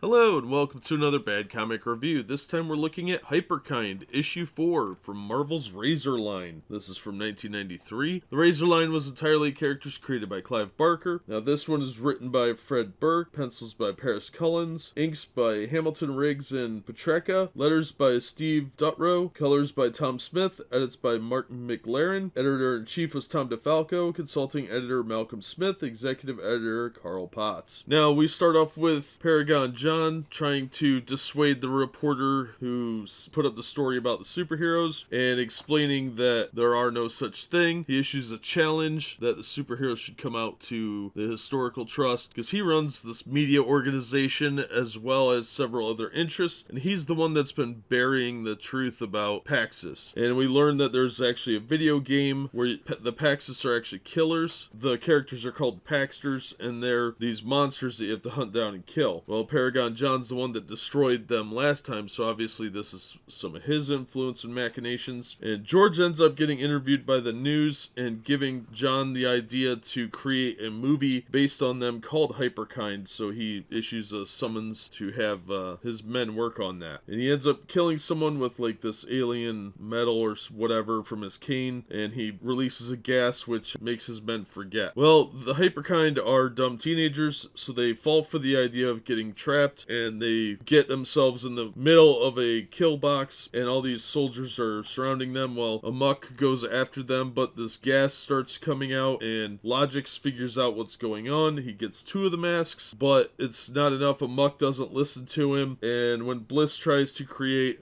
another mask and an army of phantom Hyperkinds, the military guys start shooting them, and it creates a psychic backlash, which knocks her down, because she's still not super familiar with her powers. Well, they all end up getting captured, and we're left with a cliffhanger with all 4 of them. They still don't have a 5th member yet, but that might come into play with the next issue. Overall, this was a pretty solid issue. It was definitely aimed at younger readers. Was it worth the original cover price? No, and it still isn't. This is 50-cent box material, but the series has been getting better, and it shows. Issue 3 was significantly better than the first issue. They worked out a lot of the problems, and they've clearly put a lot more effort into the last 2 issues. So this was actually a fairly passable read. The art style, while not the best of its era in the 90s, was definitely better drawn than most of the Marvel books today. So I think there was definitely a much more attention to anatomy and detailing. Even if there's a lot of loose aspects of the art, there are plenty of flaws with it. It's definitely not perfect, but it is still high class, where they do know the anatomy. They know how to make people look good, how to make the characters look cool in their outfits, a lot of dynamic poses, and there's no traced photos or any of that goofy nonsense. So overall, it's a good 50-cent box buy. So if you find it really cheap, I would pick it up as just a quick read, or if you know someone that wants to get into comics and you rate a 50-cent box to get them some stuff to look at, this would be a decent story. So I would recommend it for that. As far as mature readers or long-time readers wanting something of a good superhero nature, it might work for you, but it probably will feel very dated because it's definitely a product of its time. There's a lot of things that are different now than were around then. For instance, the broadcast media aspect of it was significantly different then. They didn't have YouTube or any of the internet broadcasting abilities that we do now, so a lot of the stuff that happens in this issue probably would have been bypassed by today's standards. But still, it was a fun read. I didn't feel bad for wasting my $1 that I paid for it. I probably overpaid though. So if you can find it cheap, give it a shot, see what you think. But that's just my take on it. As always, thank you so much for listening and supporting the channel. If you enjoyed the video, give it a thumbs up and consider subscribing so you don't miss future reviews, and we hope to see you on the next one. Hello and welcome to another Bad Comic Review. Today we are looking at Ectokid issue 5. This is part 1 of a 2-part crossover story with Saint Sinner. Part 2 is in Saint Sinner issue 5, which we'll be looking at next. This is Sir Sigmund's Arcadia. And as you can tell from the cover, it's about an arcade with a demon. So we pick up where Saint Sinner issue 4 ended, with an explosion near a little car. And that was Phil crashing into the ectosphere, and he meets up with some kids that are going to a carnival. Then we jump back over to Dex Mungo, and we have this very elaborate story of him and how he excretes his ectoplasmic form so that he can travel to the ectosphere, and it comes out of his left eye, which is kind of gross. But that's the eye with which he can see the ectosphere. So the swirling mass of ectoplasm takes his form, and he can see into the ectosphere by going through doorways then. And he sees a sign going to Highway 61, and attached to it is a little handbill for Sir Sigmund's Traveling Arcadia. And there's a drawing of a worm on there that starts talking to him, and the worm comes to life and hops in his ear and takes control over him and forces him to go to the Arcadia. Now, Dex goes, he's not exactly fighting, and there's a busty blue lady at the door, but as soon as he passes her, behind him, you can see that it's really some monster that is hungering for him. And there's all sorts of strange creatures here. But at any rate, when he gets to a gun range where they're shooting at these little ghosts in what looks like a fake cemetery, that's where he meets Phil, who is doing really well at this game, shooting these little ghosts. Well, the ghost tries to give him a heads up that he is in fact a kid just like them, telling people to run and all that, but nobody pays any attention to the little ghost. So they miss an early warning sign, but that's where we meet this rather husky demon fellow, Sir Sigmund. He is a large demon thing that is like the ringmaster. The worm, named Tequila, ironically, jumps out of Dex's ear and into the guy's shirt pocket, and we learn that people have to pay coins to play the games. So what happens is people summon some ectoplasm, and this guy, Sir Sigmund, takes the coins, seems to be really obsessed with them. So Phil and Dex take their hands at the shooting range, and they mow down a bunch of these little ghost creatures, even though one of them is begging for mercy. And that causes some kind of flashback, because the guy says, "I'm praying to you," and it causes a little flashback for Phil, where he remembers killing all his friends, and it seems to make him lose the game. But they don't think much of it, and they go on a roller coaster ride, and that's when they kind of have a little get to know you moment, and they talk about music, and it's really dated because they talk about Sonic Youth, Pearl Jam, Chili Peppers, Rage Against the Machine, Ministry. Those are all bands that most modern readers have never heard of, so it really dates the book there. But the cars get diverted off the main track and crash into a dead end where they are attacked by some henchmen of Sir Sigmund. And turns out these coins are something that Sir Sigmund eats to maintain his long life and the taste of the living, as it were. Dex figures out that he can trick the creature, so he gives him a whole bunch of ectoplasm coins, and while the gluttonous demon eats them up, Dex summons them all back to him because he can see that the creature hasn't digested them, so he still can feel them. And he uses that as a way to get the ectoplasm to bring the keys to Phil, and they unlock themselves and escape. But the demon is not dead and is hungry for revenge. So that's where it ends and crosses over into Saint Sinner 5. Now, this issue was written by Larry Wachowski with pencils by Steve Scroce. I don't particularly care for Scroce's art that much. It's okay. The Ectosphere parts is definitely better because it's supposed to be very surreal, but I don't know. He does really well on people, I think, but it's not as detailed as it probably should be. And the story was fine. It was okay. So it's a pretty mediocre issue, but it's definitely better than a lot of the Saint Sinner stuff we've been looking at, which I have to say I don't think is Eileen Lee's fault, but we'll get into more of that when we look at some other issues of that. Hopefully it gets better. But yeah, this was a pretty middle of the road issue. This book really went downhill after James Robinson left, but this story was okay. So I'm interested to see how it concludes, and for that you'll have to tune in the next episode. Otherwise, yeah, the cover's okay, but that's really about everything about it was pretty mediocre. So that'll do it for this one. As always, thank you for supporting the channel by viewing, and please hit like, share, and subscribe, and we'll see you on the next episode.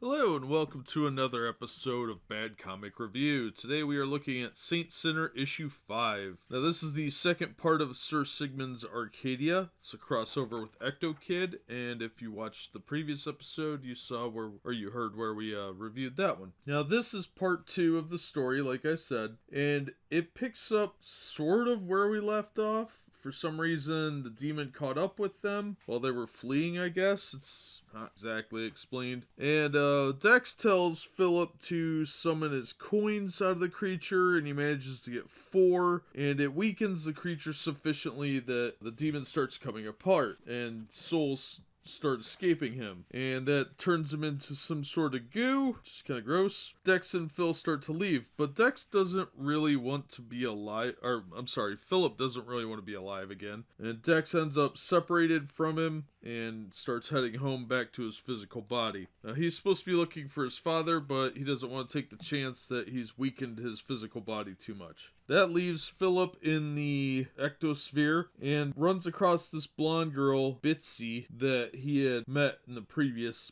part. It was one of the girls that picked him up when he first crash landed into the Ectosphere. And he agrees to help her, and It's obviously a trick because you can see it on the panel that he is being played because every soul has a weakness, so Sir Sigmund is toying with him. Well, we cut back to this guy Perry, who was the one who started this whole mess. Turns out he's still alive, which I guess is good, and he runs across Philip's living body, which literally runs into him with his little car. And Phil is not in the body, but the demon and angel are arguing it out, and they want to hurt Perry. Well, the demon does, but the angel manages to tell the human to push him out, which he does. He pushes him out of the car. Then we go back to Dex, who is eating a slice of pizza while riding a motorcycle that apparently he stole, that wasn't in here. He is on the run trying to find where Arcadia is in the real world so that he can jump right into it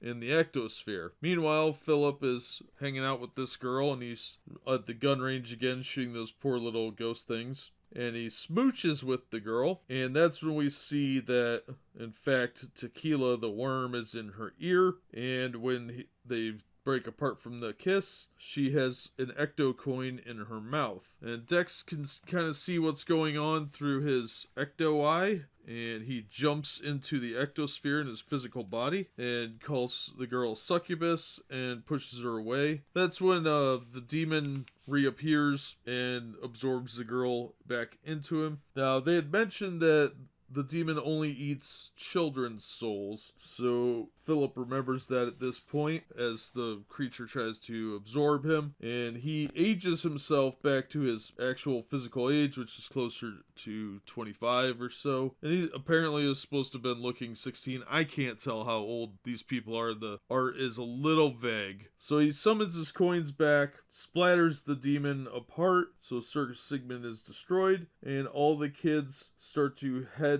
to the what's beyond the ectosphere, and they say they're going home now. It's a job sort of well done, I guess. The Ectokid has to go back to the physical world, and he's separated from Philip, and Philip is told that he's almost home to his body, and it cuts to his physical body with his creepy eyes, saying that the demon will be free soon. Yeah, it's a very strange issue, but it's definitely better than... I know I'm not describing it well because it was a pretty mediocre story, but it's significantly better than the previous issues of Saint Sinner. And now I think what happened was there was a lot of oversight and control over where the story had to go and what it had to be doing, and they were aiming originally for a more philosophical storyline like Sandman. They were trying to copy that success, but you could tell that Eileen Lee either wasn't comfortable with that or wasn't well educated in the philosophies. I think that her writing is a lot more solid in this book than it is in the others, and it's pretty obvious that she has some talent for telling a story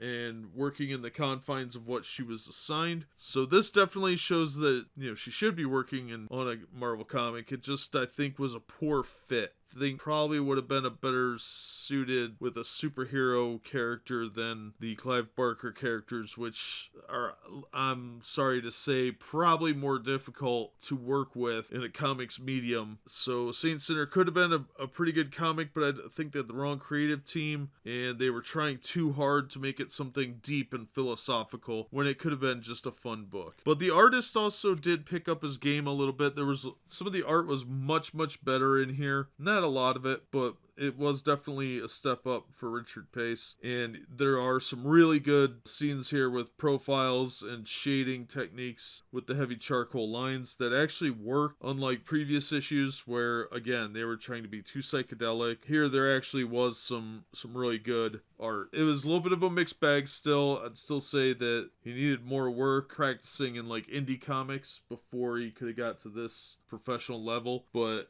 there's definitely more talent displayed in this issue than there was in the previous issues. So yeah, it was overall a mediocre book, but it was definitely a step up from the first 4 issues. Yeah, I think given enough time and a little more either different control or more leeway depending on the circumstances behind it, I think the creative team could have done some better work, and this is definitely a sign of that. So still mediocre though, but that'll do it for this one. As always, thanks for listening, and we hope to see you on the next episode. We are about to embark upon a series of strange and exciting, dangerous adventures. Adventures that will lead us to all parts of the world. Hello and welcome to another Bad Comic Review. This time we're looking at Hokum and Hex issue 5. This is from Marvel Comics under their Razorline imprint, which of course is part of the Barker verse, which are characters created by Clive Barker. This is written by Frank Lovesey with Anthony Williams on pencils and inks, Dave Sharp letterer, Maria Parwolski colorist, Mark McLaren editor, Carl Potts executive editor, Malcolm Smith consultant, and Tom DeFalco editor-in-chief. Now we pick up a little while after we left off with Trip Monroe practicing for his live event on Friday Night Live, and Paragon John is obviously using him as a ploy, not only to get to the Hyperkind, but in order to do that, he wants him to unleash the Vexus, which are the enemies of the Hyperkind from like World War II or something. The old Paxis group imprisoned them. Meanwhile, we also learn that the judge in Trip's case was assassinated by this pencil-thin mustached man, and Felon Bale recruits him, transforms him into his own champion called Bloodshed. Now Trip's having problems accessing his power, and he ends up taking a trip to meet the godkin Straya through a magician card, because his tarot cards were enchanted. We learned that in like issue 1. Straya doesn't really give him a lot of directions. He just says if you're emotional or you use your powers for the wrong things, then you're going to lose access to your powers. But he doesn't really elaborate on things. It's a little nebulous as to what Strath wants from him or expects him to do, and Soul isn't exactly very helpful. Well, we also come across the Hyperkind because this is a two-part crossover, and they're busy being broody, moody teenagers. Trip runs into Bliss thinking it's Antoinette because she uses her power of fantasy weaving to make herself look more like what the patrons want, which for Trip is Antoinette. Well, there's a misunderstanding because of this, and Kenny and Lisa show up just in time to start a fight. They immediately attack Trip and go into their Hyperkind outfits, and they're very quick on the draw on things. They just assume that everything is an enemy, but Logix figures it out thanks to Bliss, and then they pose and pretend they're all cool and whatnot, and we cut forward and Trip does unleash the Vexus by accident. That part could have been elaborated on a lot more. The cover makes Trip's fist look really weird. I don't like that. Otherwise, it's not that bad of a cover. The interior art's pretty good. It's very 90s, but the dialogue of the Hyperkind is so over the top. They are incredibly rash people to begin with. They're portrayed very much as easily triggered. There's a sequence in here where a plane is losing control and Armada just assumes it's attacking them. It's like a Cessna. Doesn't even have any guns on it. Give me a break. So they overreact to every little thing. And quite honestly, I think they'd all be dead pretty short order with their attitude on how things need to be done, because they're very aggressive and very quick to trigger. I think that's a big drawback for them as characters, and it's very frustrating to read. But Trip is handled really well here. He is kind of the only adult in the room, which, being sarcastic, probably doesn't help that. But overall, I didn't get the sense that they were actually becoming friendly. They just said we found somebody like us. But overall, it was an okay issue. The parts with Trip were really good, but the parts with the Hyperkind, they come across very juvenile, and their dialogue is pretty wonky. It's an older style of writing that doesn't really match up with today's dialogue, so it comes across more 70s or 60s than it would with modern writing. So overall, it's an okay issue. If you find it for $1 or so, it's not bad, but it is a two-parter that's continued in Hyperkind number 6, so be aware of that. So I'd give it a middle-of-the-road review. If you find it cheap, less than $1, it's worth it, but anything over that is really kind of just throwing money away. If you've been reading the whole series, it's worth picking up. Beyond that, probably not going to be a classic anytime soon. But that's just my take. As always, thank you so much for listening and supporting the channel. If you enjoyed the video, give it a thumbs up and subscribe so you don't miss future reviews, and we hope to see you on the next one. We are about to embark upon a series of strange and exciting, dangerous adventures. Adventures that will lead us to all parts of the world. Hello and welcome to another Bad Comic Review. This time we're looking at Hyperkind issue 5. This is part of the Clive Barker series imprint from Marvel Comics called Razorline. This issue is written by Fred Burke, pencils by Paris Cullins and Francesco, inks by Bob Petrica and Jordi Ensign, letters Steve Dutro, colors Tom Smith, edits Mark McLaren, consulting editor Malcolm Smith, executive editor Carl Potts, editor-in-chief was Tom DeFalco. Now, Paragon John has all of the Hyperkind hostage. He has Armada, Amok, Logix, and Bliss. And now we learn the secret history of what happened to the original Hyperkind, the group called Paxis. This guy originally wanted to be a member of the Paxis, but they rejected him for some reason. And they ended up with a sidekick called Scooter. In his anger, he teamed up with a guy named Dr. Transom, who was one of his shrinks, who was very maniacal and did some electroshock and other tortures to him. Well, together they created something called the Zaniacs, which were like these mutated people. Then he went on to create a brainwashing solution that was inspired by revisionist history, and it was called Zona. And using this Zona and subliminal messaging on his TV networks, which he inherited after he murdered his own father, he was able to convince people that the Paxis didn't really exist. And one by one, he set about killing them. Only Eisenbacher got away with the keys, and he refused to give the keys back to Thermac, and Paragon John went on to effectively erase the memory of everyone. He seized records, he bribed officials, and then he created these fictional movies to confuse people further, just in case. Now, Logix uses some really lame logic to convince Paragon John that they have a fifth sarcophagus that wasn't used, and they can transform him into the last Hyperkind, and he goes along with it, but of course it's a trick, and Logix is able to free his friends. And it turns out that while they were captured, somebody used the fifth sarcophagus and stole the final power. Now, at the end of the issue, we have a reference to Hokum and Hex, which is where crossover is going to happen next issue, but next issue is the part 2, so we're going to have to look at Hokum and Hex 1 through 5 first. All in all, this was kind of a boring issue. A lot happens. You get some good history here. I don't want to say it's written poorly, it's just very inconsistent. Previous couple issues had actually been pretty solid. This one's pretty lame. It's definitely aimed at a younger audience, which just doesn't justify its price point. I don't know exactly what they were going for here, but this issue was very condensed and almost ham-fisted in the way that they're pushing the storyline and making this guy out to be completely maniacal and over-the-top cartoonishly evil. His motivation is believable, but not the execution of it, and it's very jammed in here. This would have been better as like a flashback story and just do like a two-parter where you show the actual original Paxis being taken down. I think that would have served it better. Instead, it's all kind of wedged in here, and it's comes off as a little forced and almost lazy. I don't know. It's very inconsistent with the rest of the series, except the first issue. It's a lot like reverting back to all the bad aspects of issue 1. Would I recommend it? Not for more than whatever you can find in a bargain bin. 25 cents, 50 cents. That's about it. If you're a completionist, you'll want to pick it up, but don't pay more than $1 for it. It's just not worth it. These aren't issues that are going to be considered classics, and this issue especially is incredibly weak. I think the inconsistency really hurts the series. I'm not going to recommend it unless you're a big fan of the series. Other than that, it just fills in some gaps on what happened to the original group, which was interesting in a way, but it's really a slide down from the last couple issues, so I wouldn't pay more than $1 for it. It's a good read for younger readers, but older readers and more mature, advanced readers aren't going to really get anything out of it. It comes off as being kind of Silver Age in the style of writing. If you're a Silver Age fan, you might like it, but beyond that, its main value is going to be in that it fills in some gaps. But that's just my opinion. As always, thank you so much for listening and supporting the channel. If you enjoyed the video, hit the thumbs up and consider subscribing so you don't miss future reviews, and we hope to see you on the next one.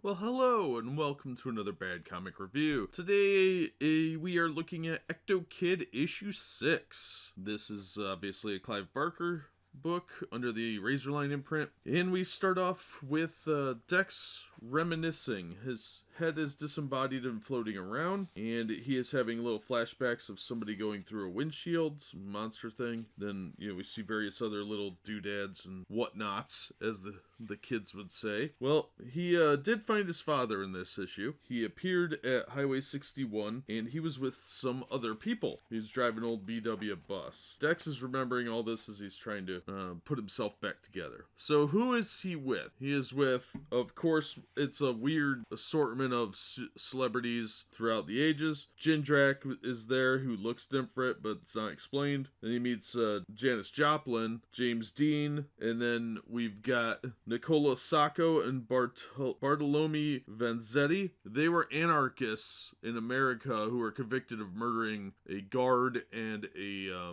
paymaster. They had robbed a place in Massachusetts, the Slater and Morrill Shoe Company in Braintree, Massachusetts. And they were put to death in the electric chair at Charleston State Prison. And since they were violent anarchists, they had sworn to do violence against the government and wage war. And this was back in 1921, I believe. The other guy that's there is Fred Hampton, the Black Panther activist and revolutionary from the 1960s. Yeah, it's an interesting assortment, but it's a pretty good issue. We've got what is effectively just a car chase scene throughout the issue. Dex and his dad have a hug moment before they're on the road, and they're tailed by a guy named Grudge, who has a grudge. Yeah, Grunge has a grudge. Figure that one out. So the guy's like a loan shark. Leo, Dex's dad, owes him his soul. And that's when we find out that ectoplasm can be used to craft things in the ectosphere. It's a form of energy, so you can create almost anything. And Leo's a little disappointed that his son hasn't figured that out by now. But that's when things get all fast and furious, and the anarchists throw a big roll of dynamite out and blow up one of the cars. We see that Grunge can somehow talk to the kid. Janis Joplin hands him this big jug, and he drinks it, and he says, "I remember the taste of Janis Joplin's soul." Then she just throws it out the back of the door for some reason. Just shatters it on the ground. Never to be explained or talked about again. Then there's some gunfighting, and they blow up some more stuff. They get to a bridge. The guy tells Dex that, he has to get to the RAT. That's where his body is. They didn't realize that it was inside of his guitar case in the trunk of the car. Now, when they showed this machine previously, it looked like this big, huge room-sized piece of equipment with monitors and stuff, so now it's just some tiny thing. So there's James Dean doesn't back down when driving. He ain't no chicken. So there's a big headlong crash, which is where we got the previous scene that he had flashback on. And then the ecto dynamite explodes and makes Dex fall apart into pieces, but since you can't destroy ectoplasm the same way you can destroy flesh, so that means he's still alive, so he can recreate himself out of ectoplasm or track it down. It's a little unclear which he did. And then he sends himself back to the real world, where there's a sweet leather jacket waiting for him. Now, I have to say, this was actually a pretty good issue overall. Minus some stupid elements like this constant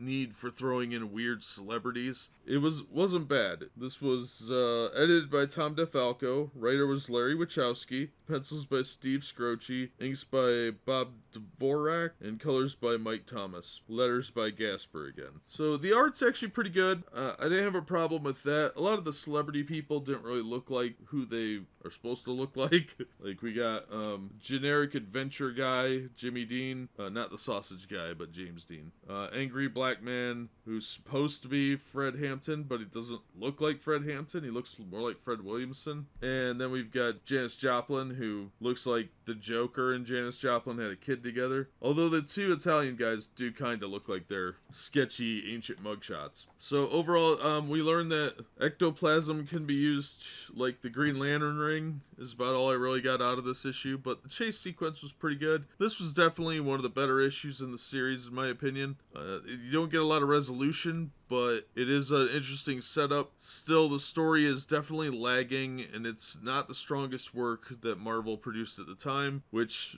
is not saying a lot because they didn't produce a whole lot of really good material at this time. I don't think I would have been happy if I had paid $1.75 for it off the newsstand, because it's not that good. It's more the dollar range. But if you see it in a 50-cent bin, and this one, and it's definitely a two-parter. This was an okay issue, but I don't think that it's not the worst issue in the series, but it's not as good as it could have been. But the action scenes were pretty cool. It's really well drawn, so I'm not upset about that at all. So yeah, kind of a middle-of-the-road issue, much like a lot of them in this series. But that'll do it for this one. I don't really have much more to say. I do like the cover, even though that scene doesn't appear, by the way. Thanks as always for listening, and we hope to see you on the next episode.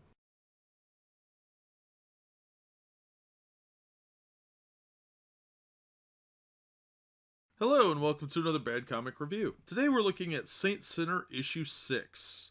This is part of the so-called Barkerverse under the Razorline imprint. These are of course characters created by Clive Barker. Now, this is written by Elaine Lee with pencils by Larry Brown, ink by Rick Bryant, and J.L. Pays color. Tom DeFalco was the editor-in-chief back in these days. And quite honestly, this issue is one of the better written ones in the series, but the art is still really horrible. It mixes because there are some scenes that look pretty good and a lot of them that look like garbage.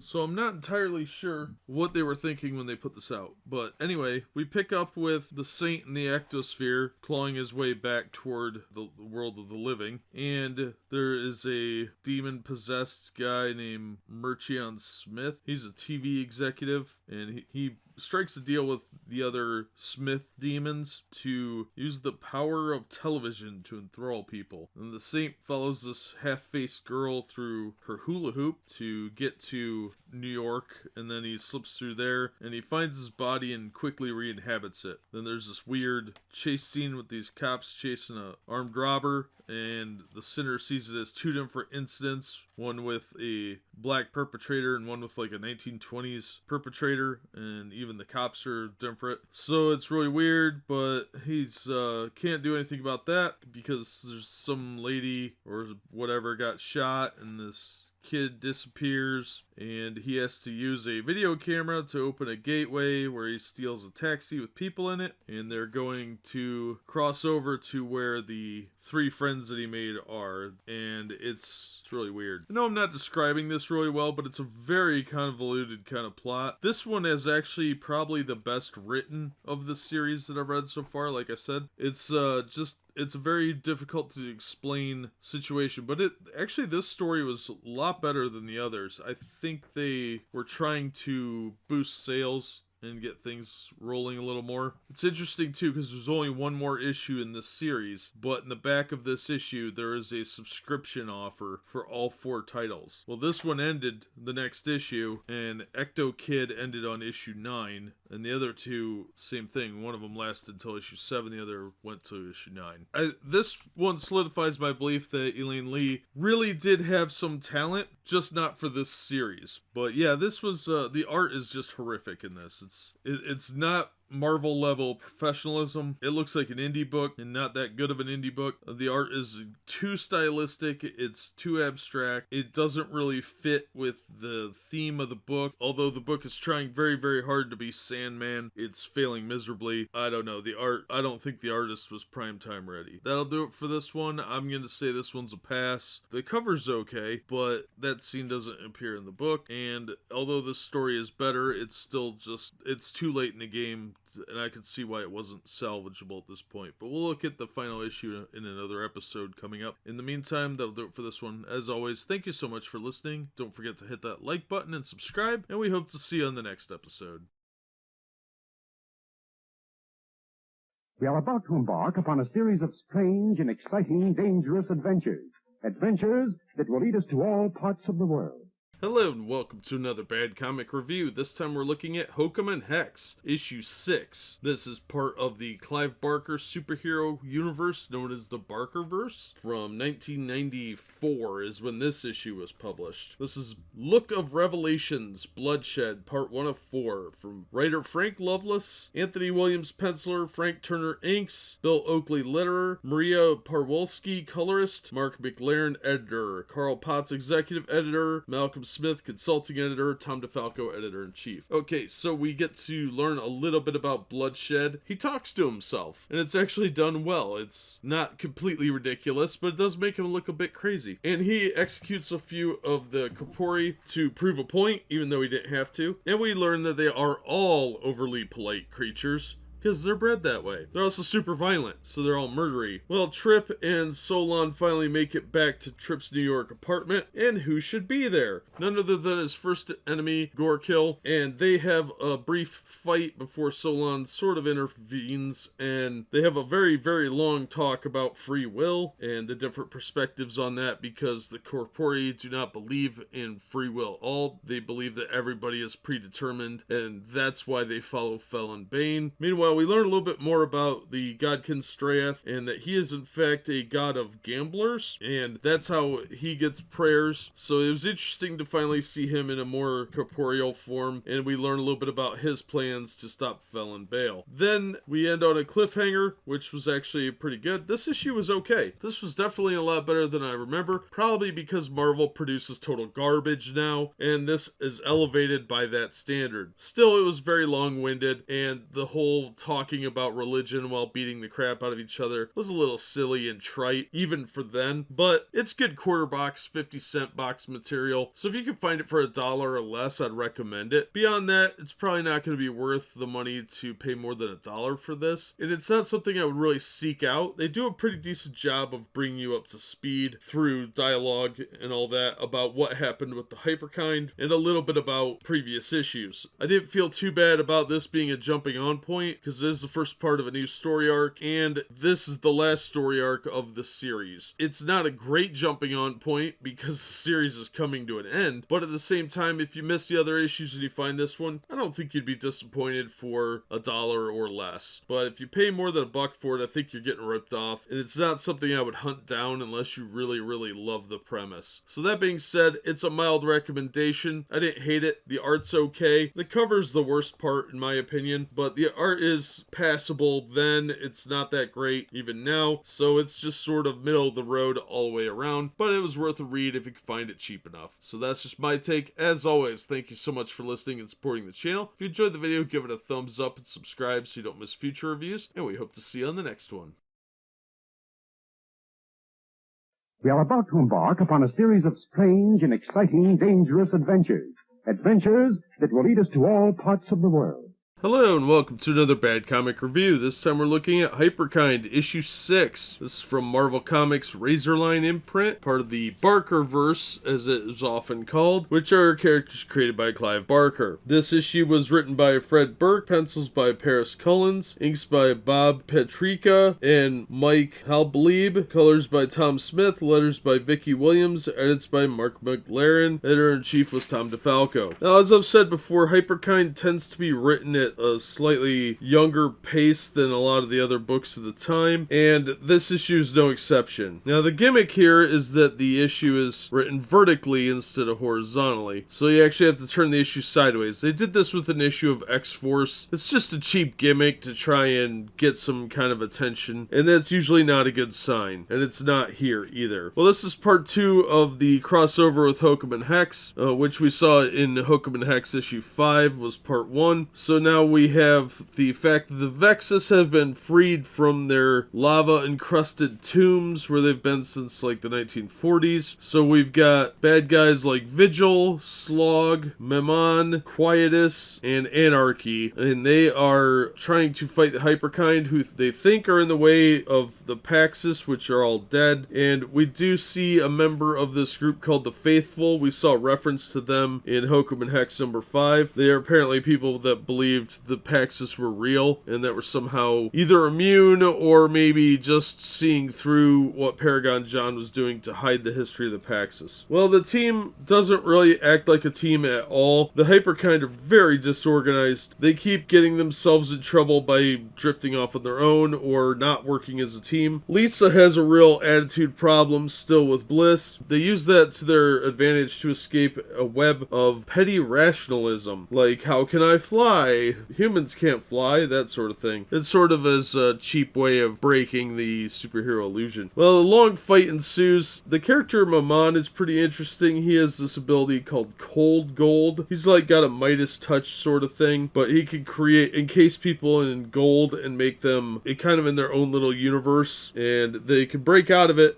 which Lisa does using her vast ego apparently. And the others have similar powers. They're pretty interesting bad guys actually, but Trip is really the only one trying to work as a member of a team. Amok is a total jerk to him, doesn't want to work with him, doesn't want to listen. This Slog guy can hide people in his stomach. It's pretty gross. There's even a scene where Trip uses a whoopee cushion to save some of their lives. The fight scene's pretty good. It's mostly a combat issue, but all in all, it looks like Trip is able to take out one of the members. Otherwise, the bad guys do get away. It's an okay issue. It didn't really do anything for me. I thought it was, the dialogue was just atrocious. atrocious through most of it. Trip's handled okay, but he's a pretty straightforward character. The others are very uncooperative. They have these petty rivalries that would really be very self-destructive to the group, and I don't think they would have really survived this combat if it hadn't been for Trip, who was actually trying to help them, and they really didn't seem to appreciate his assistance. But Logic's talk's kind of weird in this, and so do a couple of the others. It was very 1960s feeling as far as dialogue goes. I think that's a really weak part of the series is the dialogue, but if you can find it for less than $1, it might be worth picking up. It was an okay part 2, I guess, for its time and for what it is. It definitely was not worth the $1.75 cover price at all. That was vast overpricing of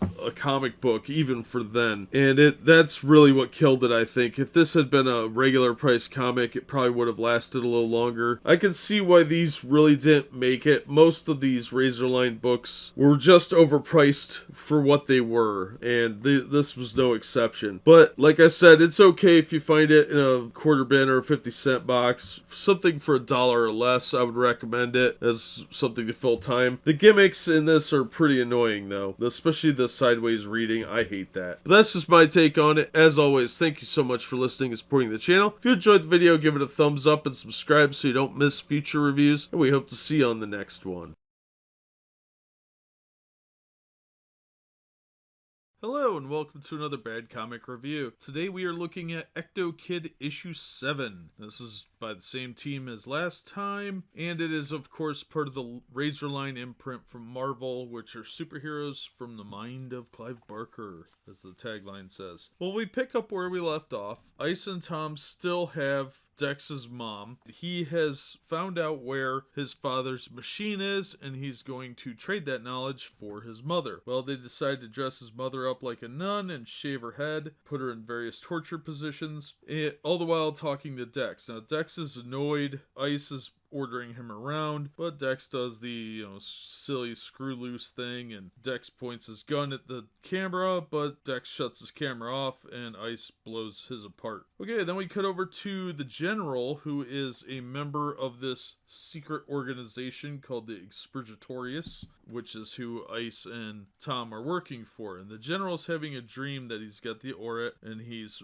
raising an undead army to kill a sinister-looking Saddam Hussein, then the Russians, and then the world, all on a giant risk board. It's actually kind of funny. So then we learn that the Cardinal, who is the leader of this Expurgatorius group, is waiting for the general to arrive, and he is with the senator and a guy called the Manipulator, who's a TV talk show host. And once they're all together, the Cardinal tells them that at midnight they will have the device. Well, at 1 second after 12, Ice and Tom are still waiting for Dex to show up. Well, Dex is called the Ectokid for a reason. He shows up to St. Louis Cemetery in New Orleans in ecto form. So because he's in ghost form, only Tom can see him, and Tom's a little slow. Feeling double-crossed, Ice is about to take sinister action upon Dex's mother with his gun, and Dex does what any smart ghost would do. He jumps into Ice's body and tries to possess him. Well, that doesn't quite work out, but he's able to get some control. Tom gets freaked out because the other ghosts start swirling around, the ones that are haunting the cemetery, and he takes off running. Well, Ice has managed to get some strength together and point a gun, but so has Dex, and he puts a gun to Ice's head. And it ends right there with Ice saying, "You gotta be kidding me," as he's got a gun to his own head and to Dex's mom. So we're going to get some resolution next episode, or next issue rather. But overall, it was a really fun issue. It was actually probably the best one in the series. So I'm intrigued to see what issue 8 brings, because it's obviously the series only lasted 9 issues, plus the attempted reboot later on. So this storyline's going to be wrapping up, and they were just kind of hitting their stride when the book got canceled. That's how it looks to me. But we'll find out with issue 8. Otherwise, this was actually a pretty solid issue. I don't know if I would recommend the whole series yet. I'm gonna reserve that judgment until I'm done with issue 9, but yeah, this was actually probably the best issue in the series so far, so not bad. Not James Robinson's work, but definitely the best one that was by these guys, and Wachowski's best work on the series so far. So that'll do it for this one. As always, thanks for listening, and we hope to see you on the next episode.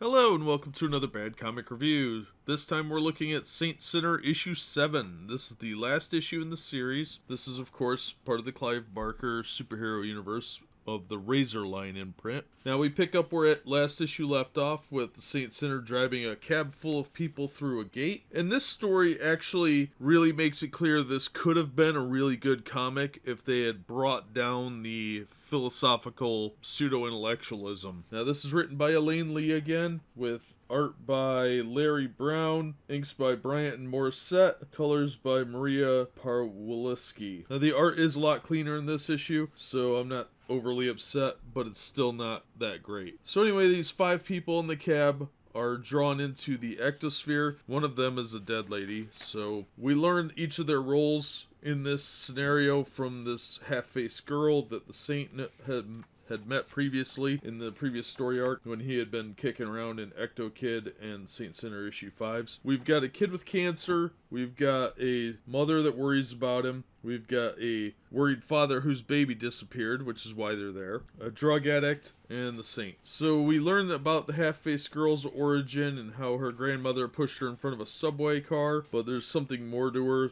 but we're not real clear on what. And we learn that the time distortion the Saint saw in the previous issue was from a Tempest Magus. According to Kento Kanto, it's a sentient fourth-dimensional creature. Its physical being finds expression in time rather than mass. And that's why it had experienced that time distortion. Well, the baby gets snatched up into a place called the Exit Sphere. Now, that place was created when the babies of children that had been brought back to life were resurrected, as it were. So when a sick baby died, it was supposed to go to the other side, but instead the doctors were able to save it, and it created this extra dimensional pocket by not letting those kids go back. So the Saint figures out that the only way to get the kid back is to switch the babies. Well, it turns out the drug addict is somebody who doesn't want to live, so the Saint Sinner reverts him back into baby form and sends him with the cancer kid into this other realm, because the Saint can't go himself, but the sick kid can, because he's already half dead. Now of course the kid's mom doesn't want him to, but it doesn't matter, he's the only one that can do it. Well, Bull Baby goes with him, they pull him through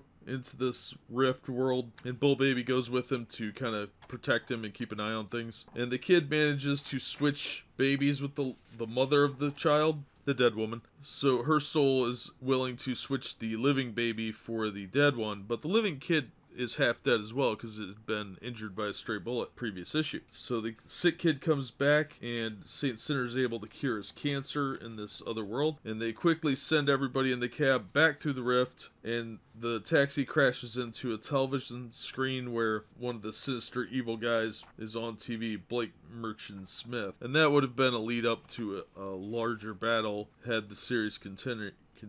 And we're kind of left there with Saint Sinner being torn between his multiple personalities and whatnot, and the series ends. It was actually a really good story if they had toned down, like I said, the pseudo-intellectualism and trying to sound smarter than it was, and just had a simple story of, okay, this is what needs to be done, as I laid it out, but, you know, obviously in 32 pages of comics, it would have been a stronger issue. It probably would have been a great issue if they had done that, because it was a good story concept. It just tried too hard to be something greater. And I think that was the major failing of this, was they were trying to compete with a book like Sandman, Book of Magic, stuff like that. They were trying way too hard to look like one of those Vertigo titles when it's not really... the concept is good enough for that, but they didn't have the right creative team on it. And I don't think it would have worked then either. I think there was only so much of a market for those type of books. So yeah, if they had played it more as a straight up superhero story without all the intellectualism, it probably would have been a really good book. This issue would have been great, but the title itself would have been really good. But instead they were trying to do all this mysticism nonsense. So I think that really hurt it in the long run and made it kind of a convoluted mess when it could have been just a nice simple concept that worked, and they tried too hard. But I don't think that Elaine Lee is without talent. I think this was just the wrong book for that talent.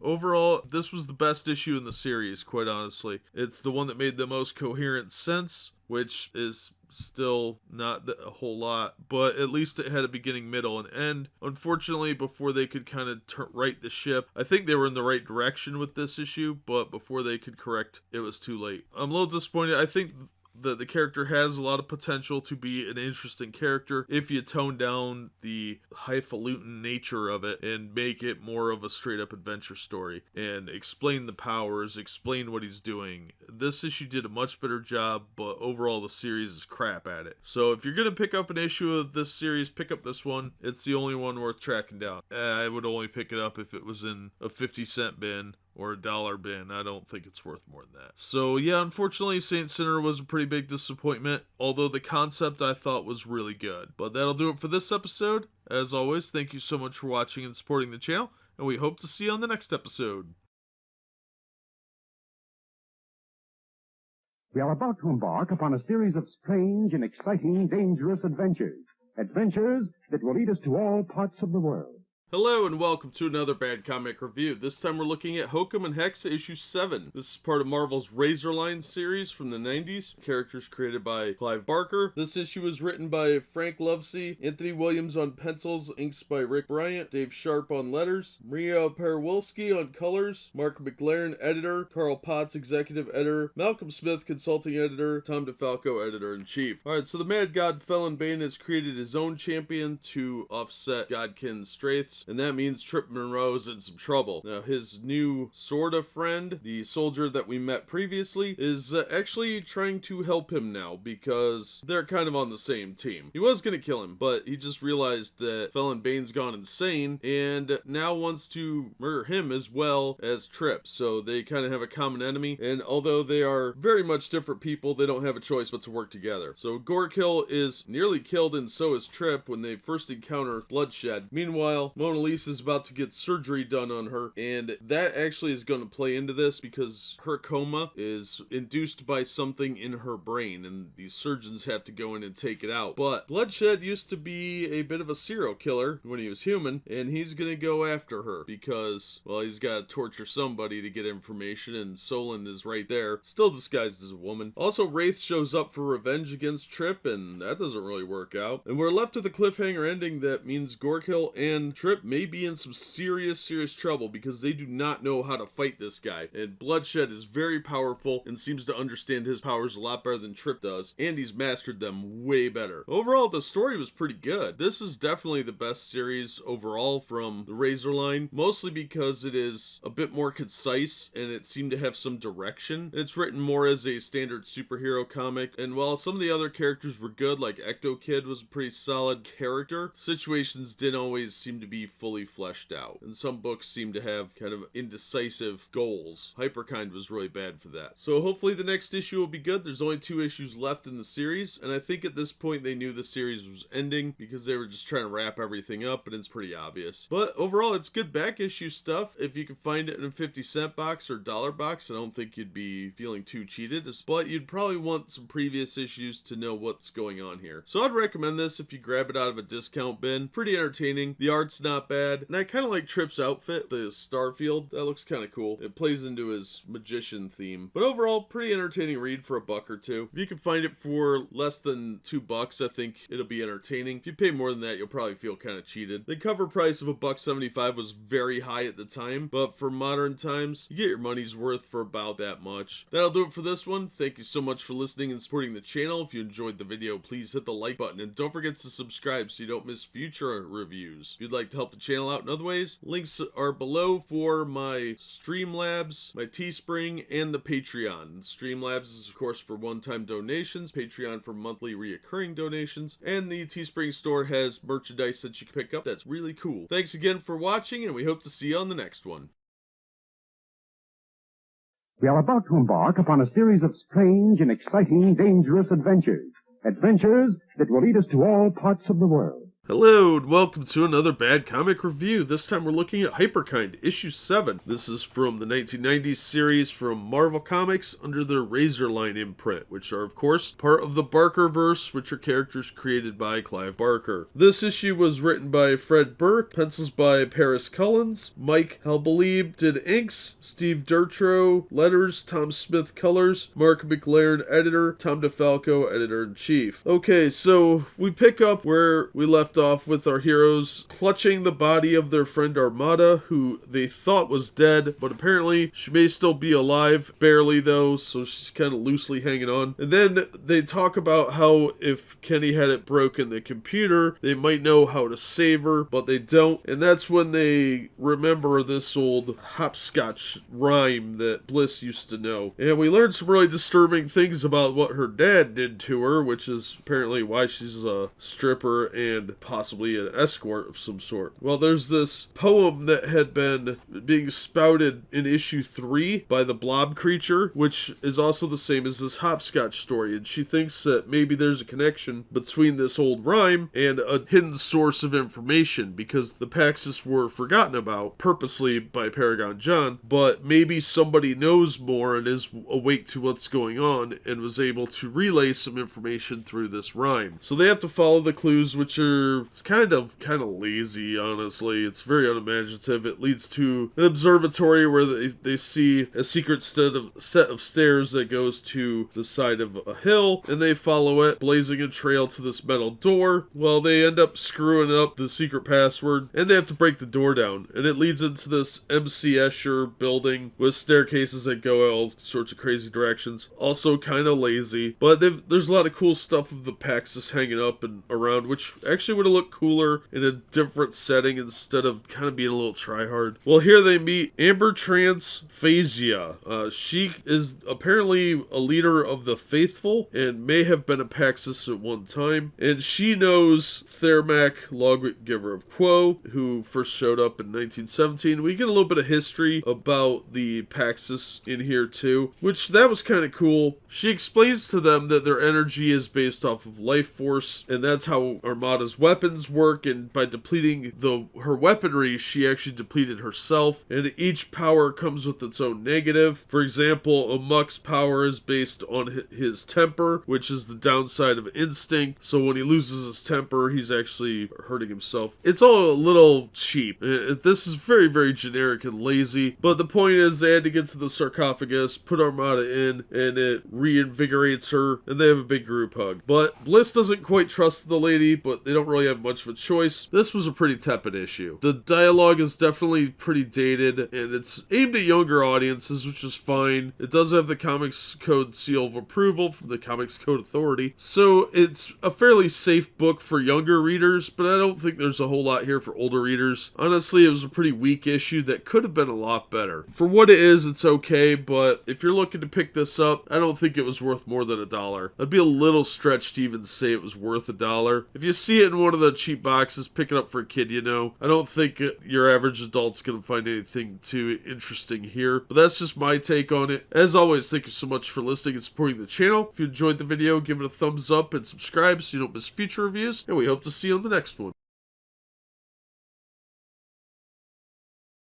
Hello and welcome to another Bad Comic Review. This time we're looking at Ectokid issue 8, and we pick up where we left off in issue 7 with the standoff inside of Ice Augustine's body, where Dex is trying to possess him, but not doing a real good job. Ice has a gun pointed to Dex's mom's head and to his own head. Unfortunately, Dex can't maintain the ability, and he drips out like ectoplasm. But Ice Augustine can see him now because they've exchanged parts of their soul, I guess. And with Dex out, he's not able to stop Ice. He's only able to keep Ice from killing his mother. Ice wanders off, and Dex's mom manages to take him to a safe house, which apparently is a family-owned closed business, where she extracts this portion of Ice from him and puts it in a bowl, but it quickly becomes a hand and attacks Dex, and knocking him around because they're both ecto form, but it also allows Ice to track them. And Ice shows up, guns blazing, but Dex's mom comes out and she's in this awesome, like, angelic battle armor, which actually looks really cool, I thought. And she's able to restrain Ice with ectoplasmic tendrils, and that gives Dex time to pull out the remaining piece of his ectoplasm, because if you lose too much ectoplasm,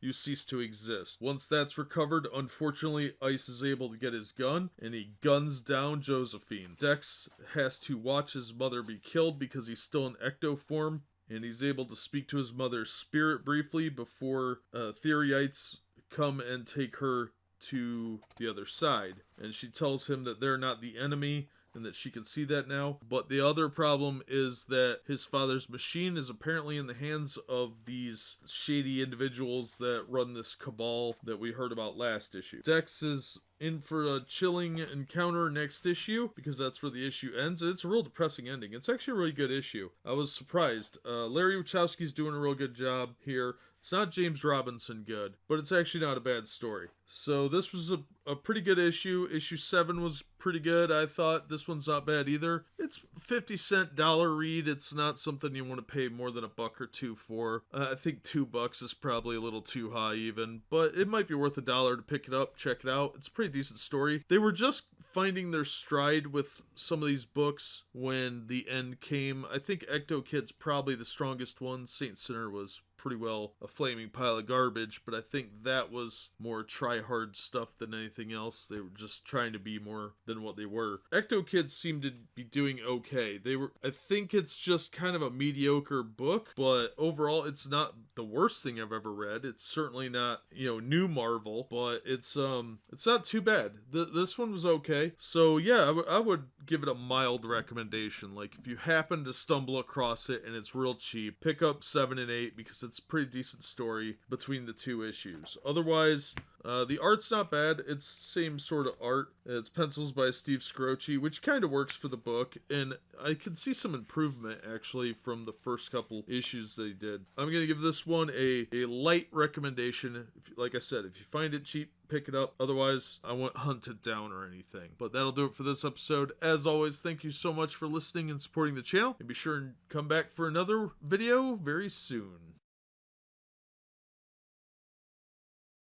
We are about to embark upon a series of strange and exciting, dangerous adventures. Adventures that will lead us to all parts of the world.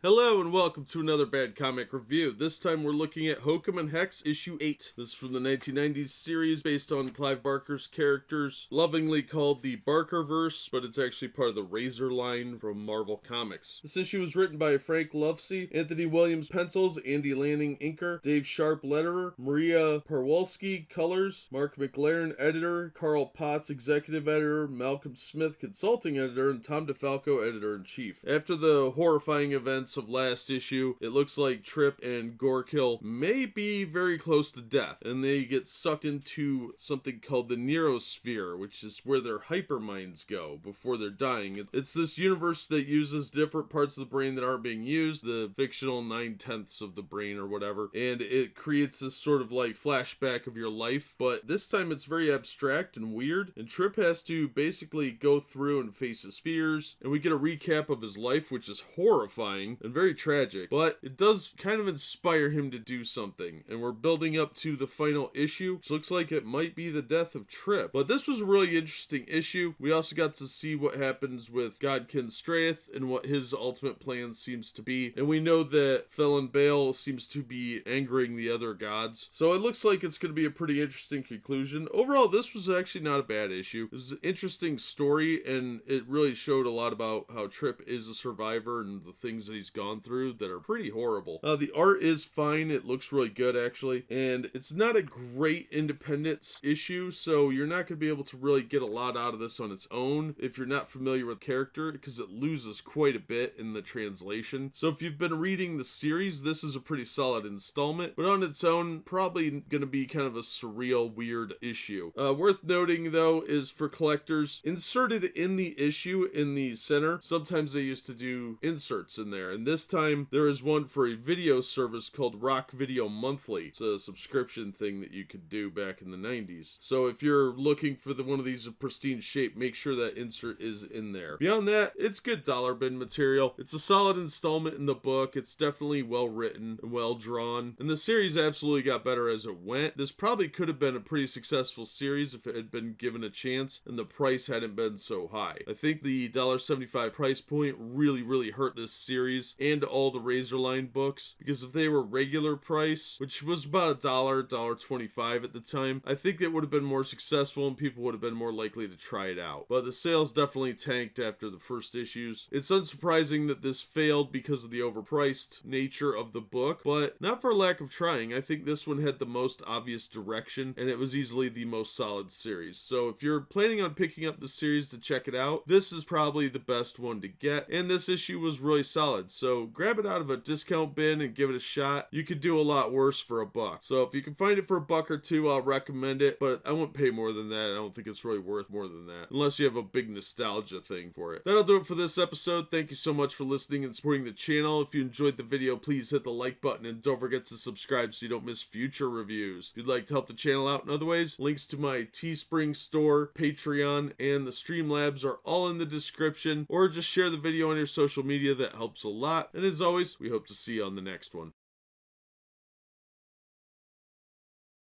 We are about to embark upon a series of strange and exciting, dangerous adventures.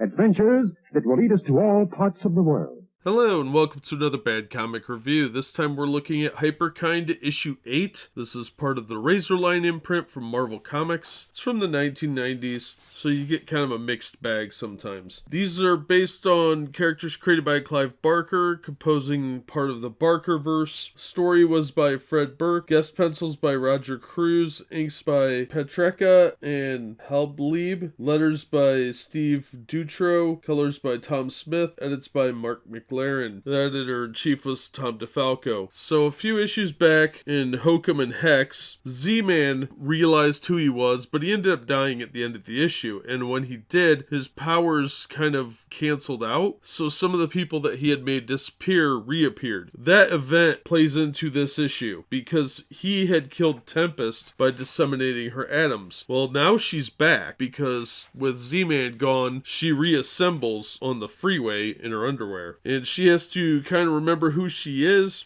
but in doing so, she accidentally reveals herself to Paragon John, his men. We don't actually see Paragon John, but we see a lot of the Paracorps and the evil doctor that works for him. Although she puts up a fight, she gets captured and they start to eject her with stuff, but she is actually saved by the Zaniacs, the failed experiments of Paragon John, and they ask her to help them get revenge. And we get a little bit of her origin story in here, and she swears revenge on Paragon John and the Hyperkind because she thinks they're bad guys. Unfortunately, this storyline goes nowhere because the series got canceled next issue, and then they did the special. This was actually a really solid issue. This was probably the best issue of the series so far, hands down. It was well written, it was concise, it told a really cool story about a hero coming back from being missing for 30 years, and they lock her up in a mental institution, and she gets freed by these monsters. It's a really solid issue, and it's actually worth picking up. This issue would have been worth the $1.75 cover price because the art's solid, the story's really good. Unfortunately, the storyline never got a chance to go anywhere beyond this issue. Although it is a self-contained issue, it really could have led to a much better story later down the line, because how does she cope with not having her superpowers anymore, or is she capable of sharing powers with the person that currently has the power, which is Amok, because she was like the feral one of the group. And it told a really cool origin story. It's a real shame that the series got canceled when they had a really cool plot hook like this that actually could have given some more excellent stories like this one was. So this is definitely one of the highlights of the series, and if you get a chance to pick it up, I would definitely do that. It's by far the best issue in the series so far, and it's easily worth $1 or $2 to pick up. Unlike some of the other issues that are maybe worth 50 cents or $1, this is actually worth the money. But that's just my take on it. As always, thank you so much for listening and supporting the channel. If you enjoyed the video, give it a thumbs up and subscribe so you don't miss future reviews, and we hope to see you on the next one.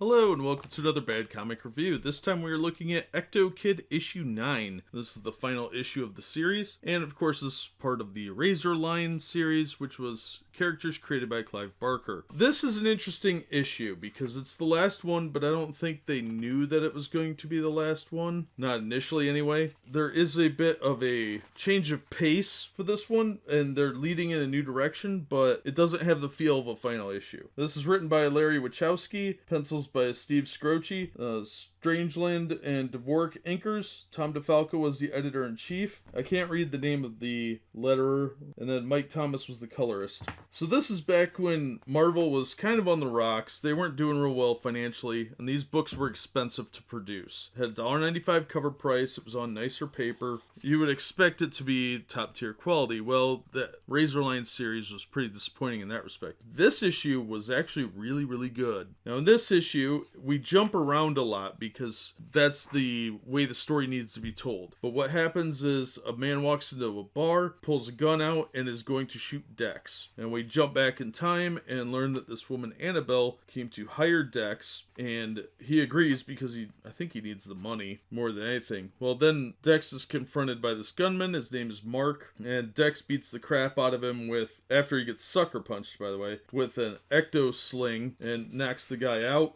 And the fight scene is actually pretty good. It goes for a few pages, and Dex has to he's still kind of a jerk at this point. Now, then we cut forward to the gun being fired at the bar. Then we go back 6 hours, and we get really the main crux of the story. This Annabelle woman is hiring him because she is still having these dreams that her late husband Patrick is with her. So Dex has to switch his eye patch over and see into the ectosphere where this guy is. And he apparently had killed himself, and he can't get rid of the bullet wound because she keeps reliving it. And she's got the bullet under her pillow, which is super creepy. Then we see that Dex is able to kind of console her and say, look, you need to move on so he can move on. So she gets rid of the bullet. So they go down to get a drink at the bar, and that's when Mark comes in, takes a shot at Dex, but Annabelle gets in the way, takes the bullet for him, sacrifices herself to save Dex, and Dex has been a self-centered jerk this whole time, and Mark doesn't know what he's done. He runs over to Annabelle, and Dex decides that he needs to make the most of his second chance. He sees her spirit going away, and he realizes that he has the chance and the power to be more than he is, and to live for more than just himself, and he wants to make the most of his second chance. And that actually is a lot of character development in one issue. It's a solid issue, it's a decent standalone story, and it really progresses the character. So I actually really like this issue. It's probably the best one that Larry Wachowski did, and maybe one of the best ones in the series. And I think they really could have done something with a character like this, but it really didn't go anywhere because Razorline wasn't doing that well, and the series just abruptly ends. At least there was kind of a one-shot wrap-up story to kind of give the character some further motivation if they could bring him back later. I know there is a one-shot they did a year after this, roughly, where it was Ectokid Unleashed. We're going to look at that one later down the line, but I would definitely recommend this issue. I thought it was fun, and you can find these real cheap. I think the most I've ever seen any of the Razorline books go for was about $2, but you should be able to find it in a 50-cent bid. If you do read it, it was a good issue. It doesn't explain a whole lot about his powers, but it was a good standalone story. But that'll do it for this one. As always, thank you so much for listening and supporting the channel. Please hit like and subscribe, and we hope to see you on the next one. We are about to embark upon a series of strange and exciting, dangerous adventures. Adventures that will lead us to all parts of the world.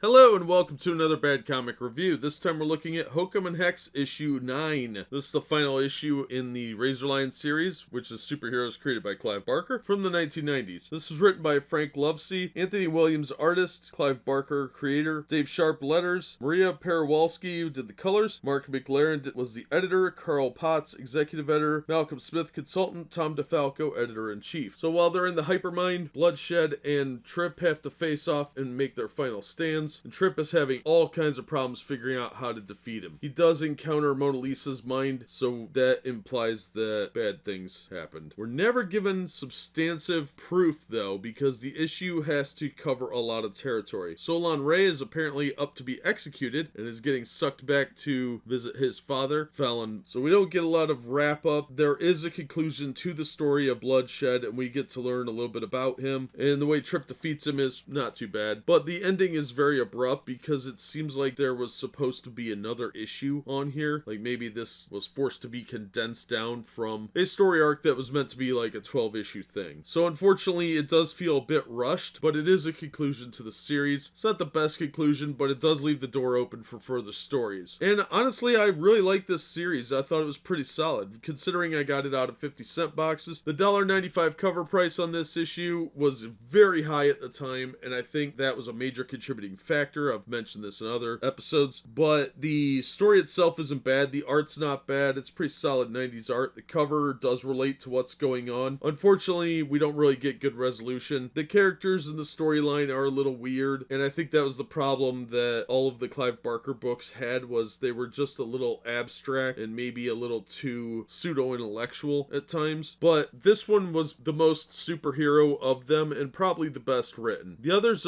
have a lot of potential. Hyperkind was probably the weakest one, but Ectokid had a lot of potential, and it clearly had some influences with Shadow Man, but unfortunately the characters really never got a chance to breathe, mostly due to the price point and the problem of the 90s with so much of the industry just being flooded with stuff. So these books really didn't get a chance to kind of come out on their own. It'd be nice if they did revisit these. I still have to look at the two one-shots, the Hyperkind Unleashed one-shot and Ectokid Unleashed. I don't think there's really enough in those two issues to justify what the characters really deserve to be fleshed out. So it'd be nice if they do revisit these at some point in the future when they get more solid writers on them. But unfortunately, I don't think that's going to happen for a very long time. So sadly, we are left with a bit of a cliffhanger ending that will never be resolved. But it is open to further adventures, and you never know. Things do have a habit of circling around. But I will recommend picking this up out of a bargain bin somewhere. It's easily worth $1 or $2 because of the story being well written and the art being decent, and it's got an interesting character. And there's enough here that it does have a better storyline than a lot of the new stuff does. So if you're looking for something to grab out of a bargain bin for yourself or a teenager, this is fine. It's an interesting concept that never really got fleshed out and wasn't given the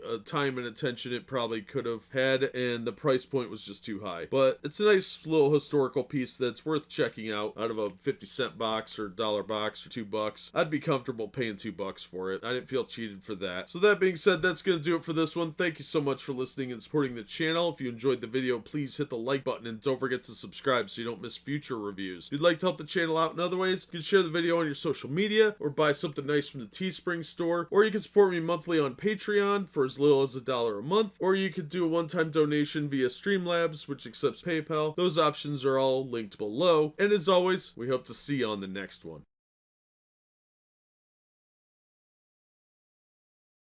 We are about to embark upon a series of strange and exciting, dangerous adventures.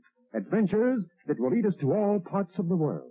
Hello and welcome to another Bad Comic Review. This time we're looking at Hyperkind, issue 9. This is the last issue of the regular Hyperkind series, part of the Razorline imprint from Marvel Comics. These are of course superheroes from the mind of Clive Barker and part of the Barkerverse imprint that was called Razorline. Story by Fred Burke, pencils by Paris Cullins and Steve Scroce, inks by Mike Halblieb, letters by Steve Dutro, colors by Tom Smith, edits by Mark McLaren. Now, Lazarix Prime, who was a former villain of the Paxis, has returned after Ambitrance. She was once a member of the original Paxis, and Lazarix is after her because he was in love with her, but they tricked him, and, well, they thought they killed him, but he didn't actually die. He was repaired by his Robo Squad of androids that he created. Well, realizing that she's in danger, the Hyperkind come looking for her, and they try and save her Barker, but in doing so, Logix gets trapped inside of Lazarex, and they need to find the person who has the fifth key. So they triangulate their position because in issue, I think it was 3, Amok was able to find them by the pulsing of his key, alerting him that the others may be in danger. So they use that same technique, but by triangulating where they're at to find the fifth key. And they find it in an image on the side of a building on Venice Beach. And it turns out to be the most ridiculous thing possible. The person that took the fifth power was in fact Eisenbacher's dog. So a homeless guy's dog managed to somehow activate a sarcophagus and give himself the super consciousness of the fifth power. But they use that to their advantage, and they find an ally in him, and he helps free Logix. And the series just sort of abruptly ends. Ambitrax takes them back to Faithful headquarters, where she's going to explain to them some of what happened, but we just get a little 4-panel thing, and then this issue ends. And it's okay. It's unlike last issue, which was actually great. This is back to being incredibly mediocre. It's an okay issue, but it's aimed at a slightly younger audience, whereas the last issue was definitely more treated everybody kind of the same. This seems like it's aimed back at younger readers once again, and it would be fine for any middle or high school kid, but I don't know, it felt kind of like they were dumbing it down a bit. Overall, it's an okay issue, but I wouldn't pay more than 50 cents or $1 for it. It's not something high on the list. If you're gonna pick one issue out of this entire series, make it issue 8, because as far as the rest of the issues go, they're pretty tepid, mostly mediocre, sometimes outright disappointing in a lot of ways. But the art's not bad in this one, about all there's to say about it. It's a pretty tepid, middle-of-the-road issue. There's nothing exceptional or particularly memorable about most of this series. Overall, it's not bad as a read, but if you're looking for something that you're gonna want to collect, this probably isn't for you. But if you're going through a 50-cent box and you just want to get some comics to check out, yeah, it'd be worth picking up for a low enough price. But that's just my take. As always, thank you so much for listening and supporting the channel. If you enjoyed the video, give it a thumbs up and subscribe so you don't miss future reviews, and we hope to see you on the next one.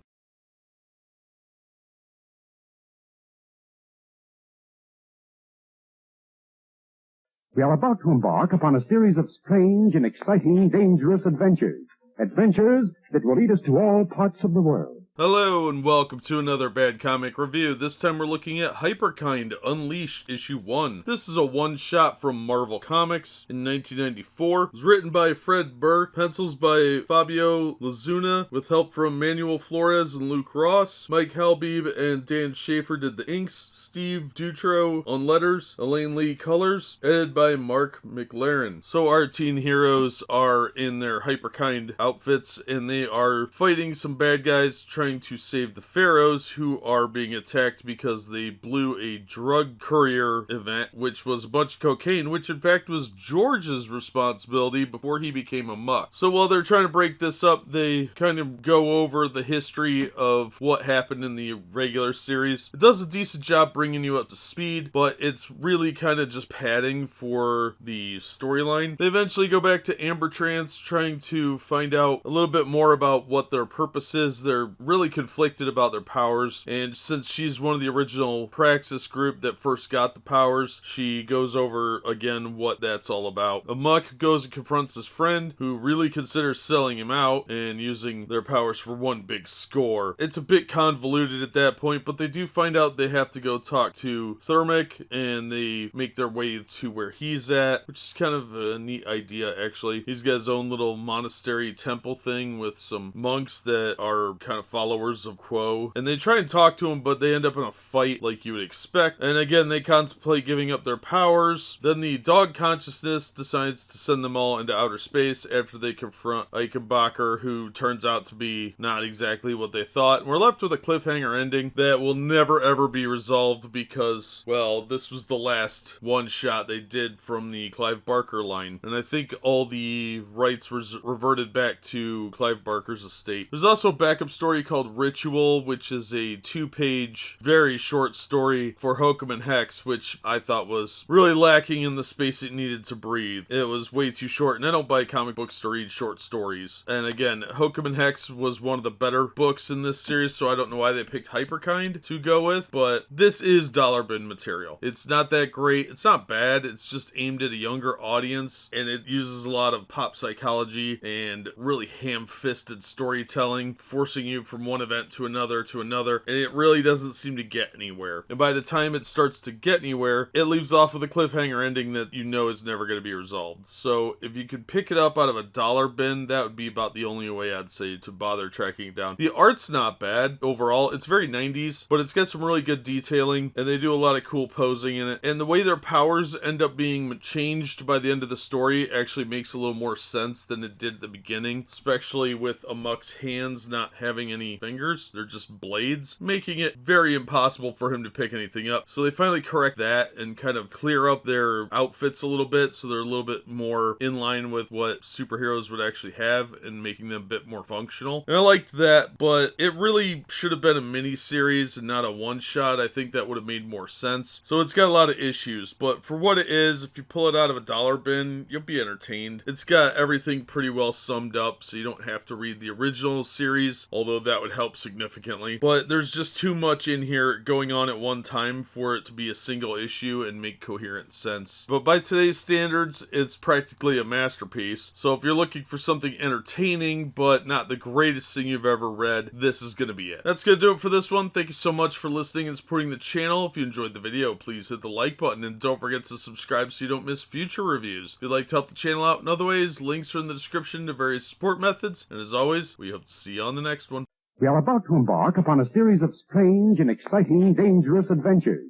Adventures that will lead us to all parts of the world. Hello and welcome to another Bad Comic Review. This time we're looking at Ectokid Unleashed Issue 1. This is a one-shot from 1994 published by Marvel Comics under their Razorline imprint. It's one of the last ones they did under that imprint before shutting it down completely. This was written by Dan Abnett and Andy Lanning, pencils by Hector Gomez, inks by John Strangeland. Steve Dutro did the letters, E. Jordan Bojar colors, edited by Mark McLaren. So Ice Augustine is punished for his failure, and they also need a spy on the other side, so you could guess what kind of long-term punishment that was. Meanwhile, Dex is kind of on the run. He's a little confused by what's going on, and that is when he is attacked by Ice, because on the other side, Ice seems to have a pretty good idea what's going on, and Dex is trying to find his dad, but Ice already knows where he is. Now, is Ice going to, of course, betray him, or actually help him rescue his dad? Well, Ice is a piece of garbage, so you can kind of guess on that one too. They're attacked by some bad guys because this guy that runs the keep wants to keep Dex's dad prisoner. Well, Dex doesn't want that. And of course the bad guys want his dad to run the machine that they stole in the regular Ectokid series. So they have to go through these knockdown dragouts, and it looks like Ice sells him out right away to get his dad for himself and leave Dex as sort of a replacement. Thankfully, Dex gets help from an incredibly unusual and unexpected source, and he gets to reconnect with his mother briefly before going to try and rescue his dad. His dad, it turns out, at one point was a member of the bad guy group, whose name I really can't pronounce very well, so there's some conflict there, but he has to make decisions on what comes next. And there is kind of a lead-in to a potential another one-shot, but unfortunately that never came to pass. This was probably the best issue of the series. So while it is a one-shot kind of tangentially related, it is a really good, solid one-shot. There's decent explanation as to what's going on to bring new people up to speed on the Ectokid series, but it's better to have read the actual series. But I was really surprised by how much I enjoyed this. I thought it was a really solid issue. And Dex's powers are interesting because they've changed slightly in this issue, and that's probably a good thing. But it's given a lot of potential for future stories that just unfortunately never came. But I was really impressed with this issue. It's a great back issue bin find, and if you grab it out of a dollar bin for $1 or $2. It's absolutely worth it. I thought it was a fun read. Probably one of the best of the Razorline series. So it was nice seeing a good one-shot to kind of let the series go. But it would have been nice to have more because they really did build on Dex in this issue and make him more interesting. And there was a lot of good resolution. There is a one-page story for Saint Sinner in the back written by Elaine Lee, which is okay, but unfortunately the Saint Sinner series just didn't do it for me. This is actually not a bad story. It just really wasn't my thing. It's just too short, and it probably should have been its own comic one-shot. So definitely worth grabbing out of a bargain bin if you find it. I had a lot of fun with it. The cover's cool, and it does relate to what's going on. So you get some action there, and there's a lot of action in the book. A lot goes on. It's a great end cap for the series, but it would have been nice if they could have had Abnett and Lanning do more of Ectokid, because this actually revives interest in the book, and it was probably one of the 2 best in the entire Razorline series. So a lot of lost potential here, but a great one-shot nonetheless. So if you get a chance to check it out, I would absolutely recommend it. That's going to do it for this one. Thank you so much for listening and supporting the channel. If you enjoyed the video, please hit the like button, and don't forget to subscribe so you don't miss future reviews. If you'd like to help the channel out in other ways, links are in the description to various support methods. And as always, we hope to see you on the next one.